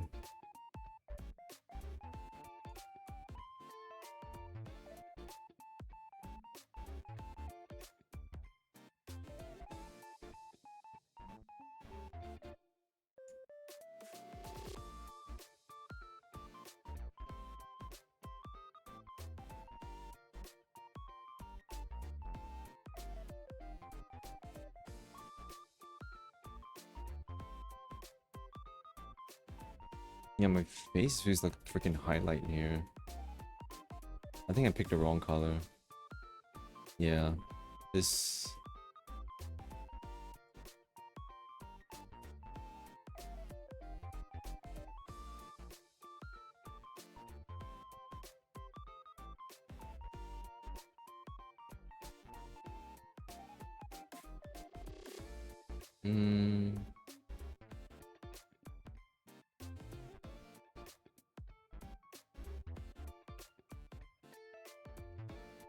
Q is fine.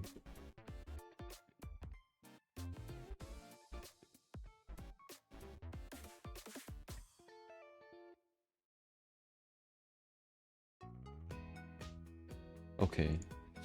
Let me just try to adjust the colors first.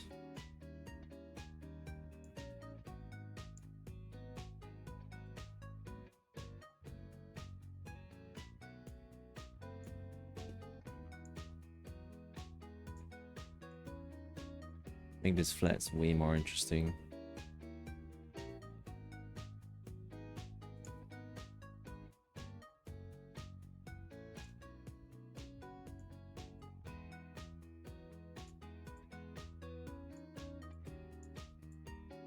Match my hair color more. I think I needed more saturation there.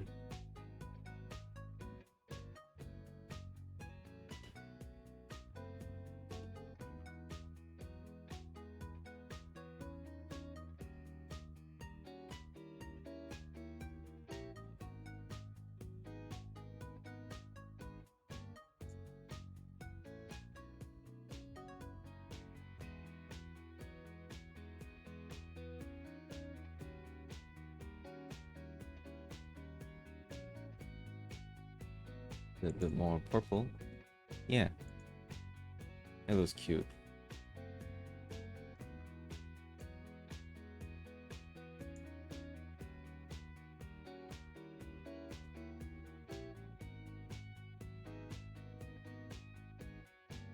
Nah. I'll leave that first. I think it could be... Yeah, that's slightly better. Let's take a look at my goggles.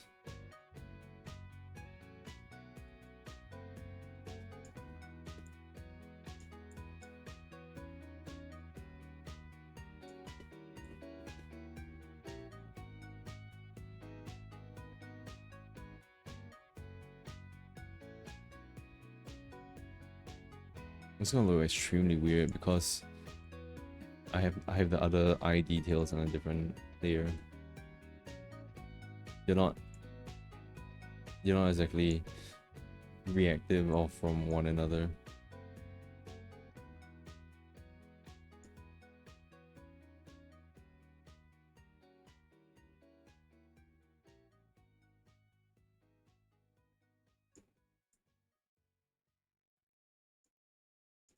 Mm-hmm.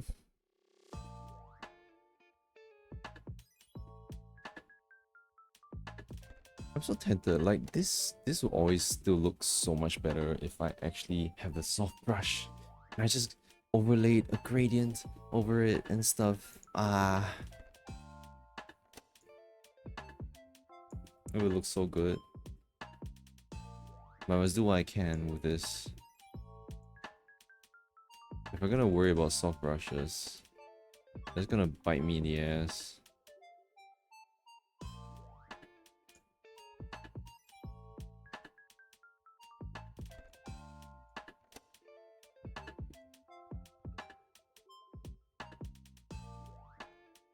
Actually, it feels like this entire thing should just be in shadow.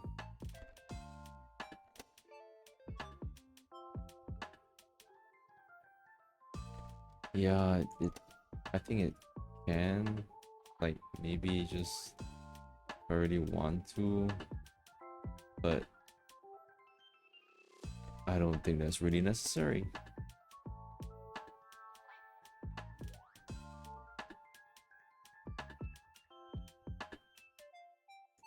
Let's try to fix up the dark blues.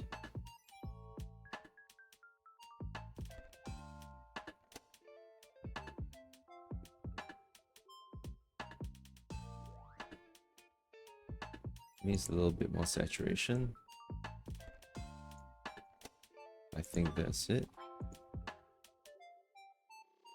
And the darks are actually kind of alright, I think.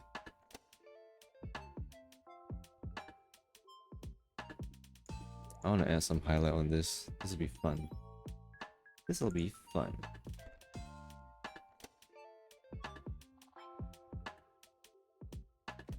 Well, I say that, but now I'm like thinking like, wait, where can I put the highlights?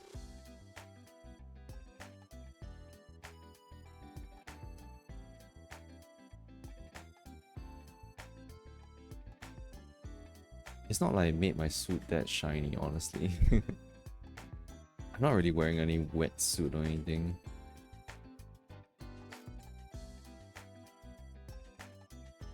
Maybe I can use, instead of highlights, it would be backlights, you know? So we love backlights in this house. Backlight here, that's something new. And it'll start looking like some Hades art. Okay, we'll leave the highlights out first. Blue,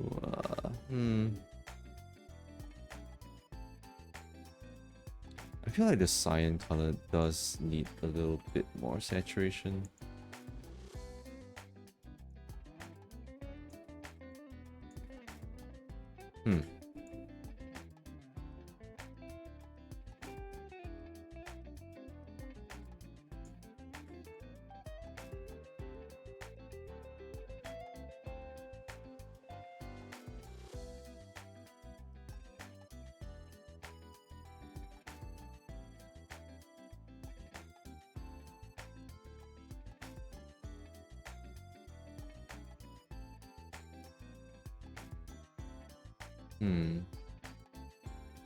I think this isn't really needed anymore.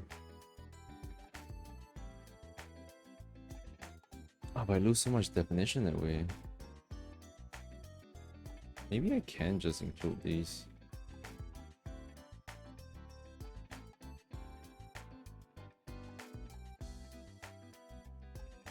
I don't see why not. I think that like I do need some definition here.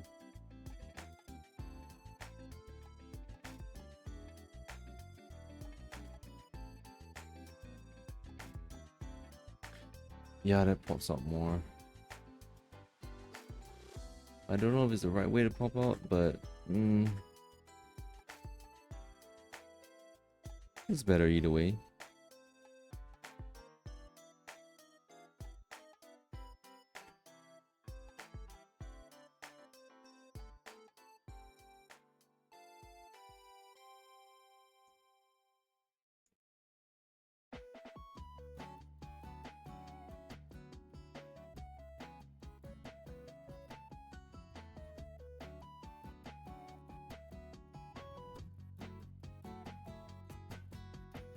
Add highlights to the skin. Get that whiteness.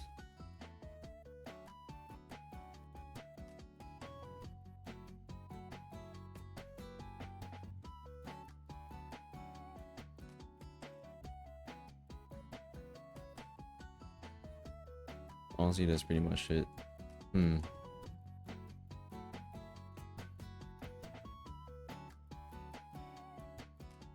That's pretty much all the highlight could put. Oh my god. Useless. It's useless. Oh my goodness. Guess I'll just leave it there at that.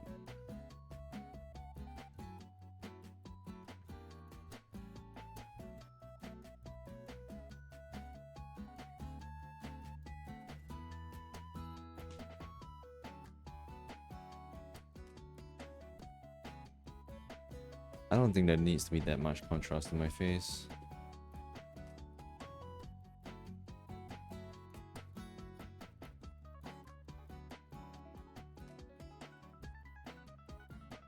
And it can increase this much contrast in my face.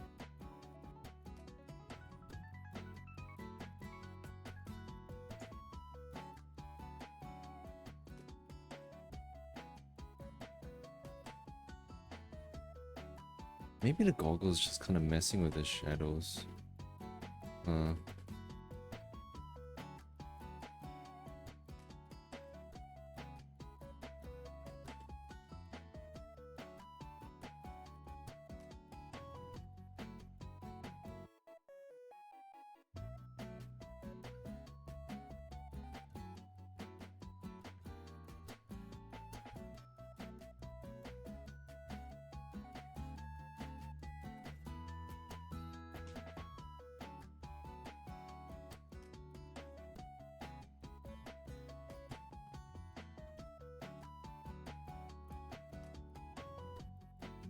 They're pretty big. I don't really want to.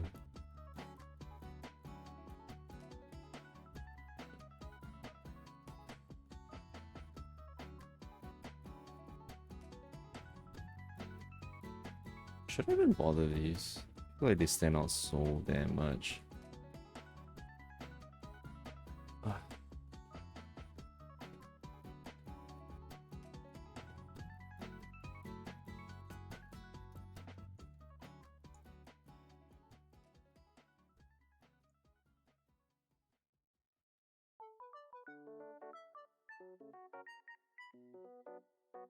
Hello? Oh, right. Okay.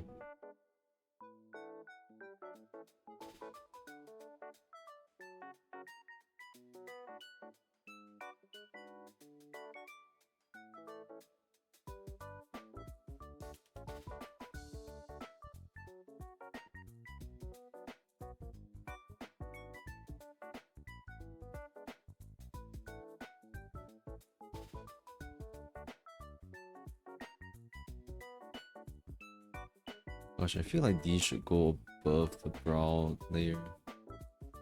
Let's see. Ah, yikes.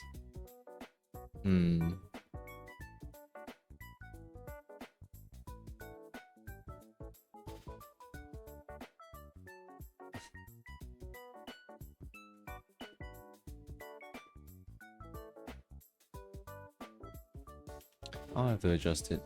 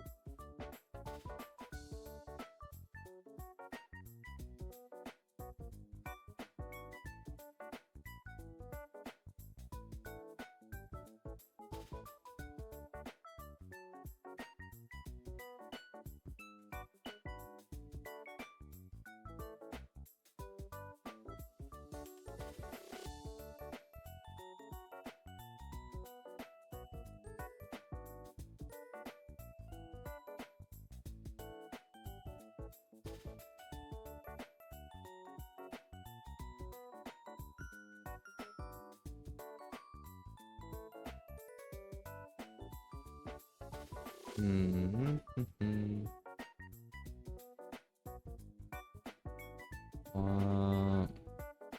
Womp womp womp.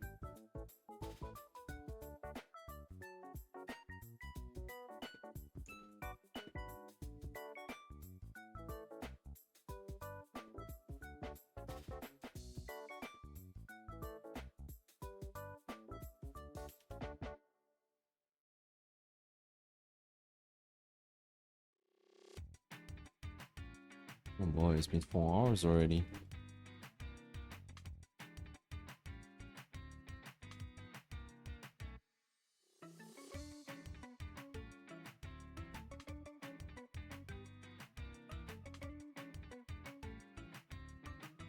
Well, that's the only highlight on this. Let me try to put it at the eyelash side. I think that works fine.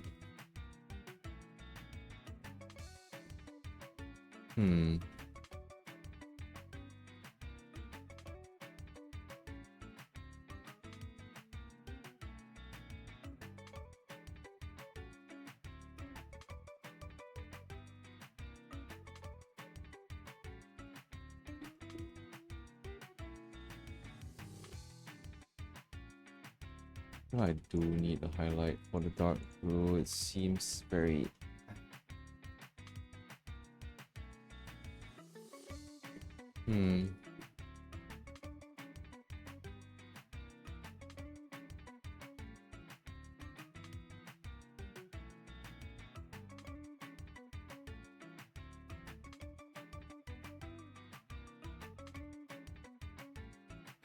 It's not really a highlight anymore, it's just recoloring it. It's gonna get really confusing.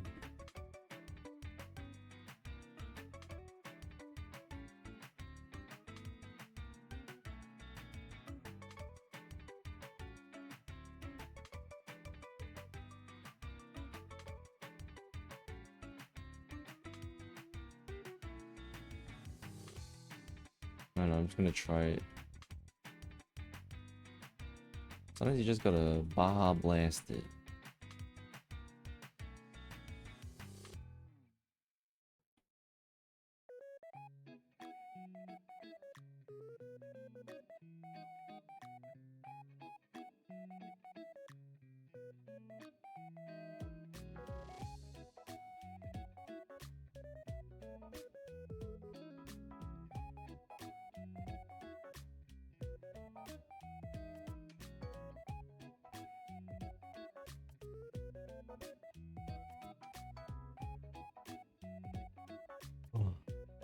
I feel like if I was doing it by a soft brush method, I could see what is going on here. It's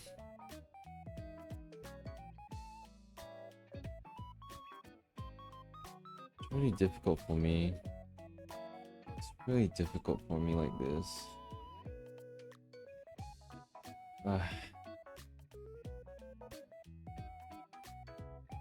Like we're so hard of it, like it's fine if I do this, you know. But I don't know, I can't really I really suck at cell shading. It looks so different from how it looked like.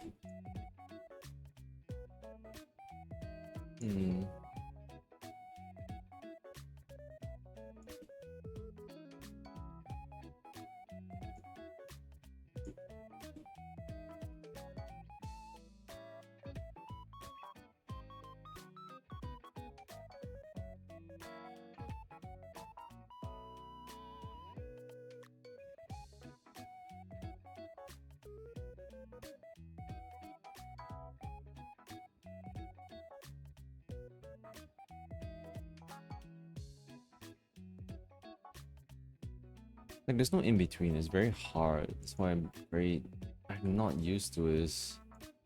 I'm really not used to cell shading.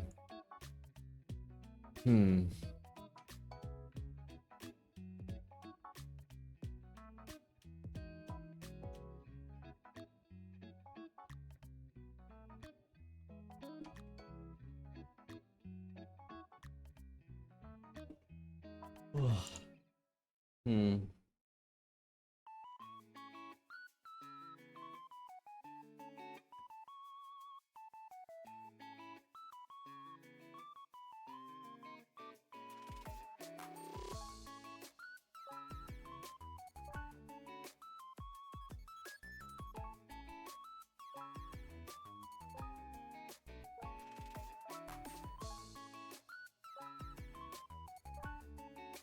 What? Whoa, okay.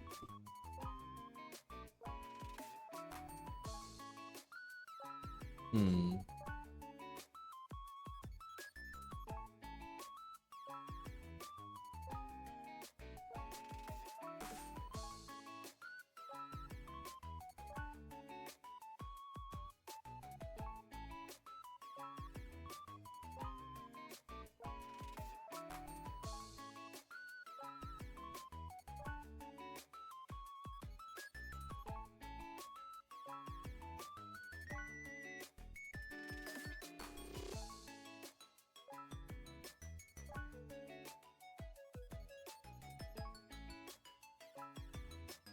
I think I need very creative liberties with this.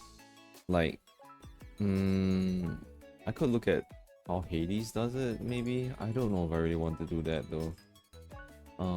The most I can really do is I can try adding another layer of shadow maybe.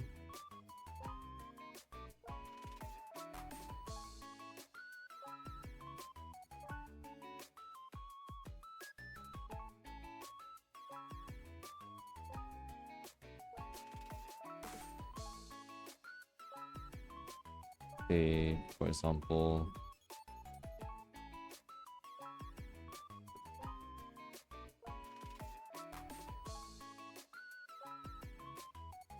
oh, sorry, I keep yawning. The bit is beckoning to me. I think I'm gonna have to call it. I try it, but I'm kind of stumped right now. Once again, I've hit a wall. Adding that bit of extra shadow actually does create more definition. So we might need more to this, more than I expected. And I need to find a way to put in the highlights without a soft brush and looking very sharp. Like this is extremely weird to me already. It's very off-putting. But I'm gonna have to stop. I will have to stop. But we finished the colors and at least maybe the first layer of cell shading. And it's not perfect, but we'll come back to this.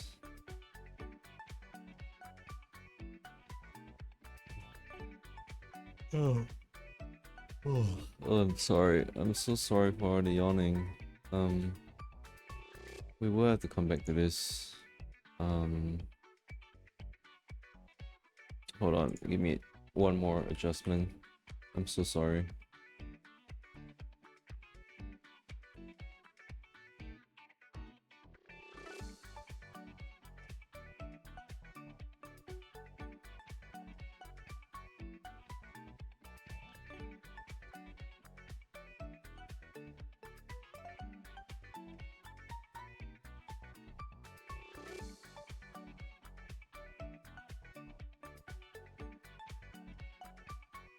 Yeah, that was way better.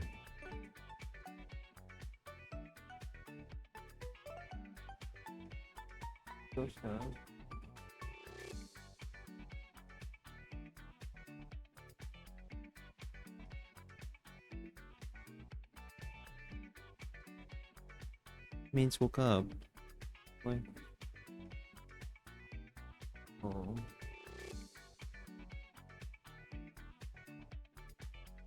No. Well, I'm gonna have to hit the bit soon, guys. Now. Why soon I mean now?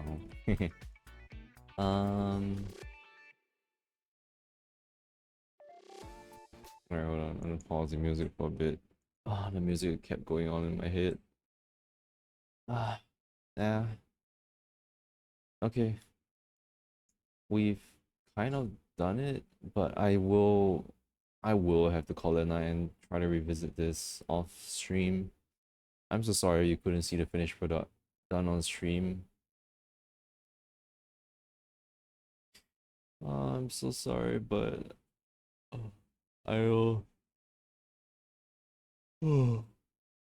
I'll have to finish this off stream and see an experiment around. Every time it's gonna be an experiment. But thank you for watching, thank you for joining. I'm gonna have to call it here. Whoa, whoa. Okay, my head was going crazy. I'm gonna call it here. Goodbye and good night. Have a good rest wherever you are. If you enjoyed the stream, you can check me out on the socials down in the bottom left. You can find me a YouTube channel, Michiorai31. And stay tuned for my next stream as well. Thank you so much, and goodbye.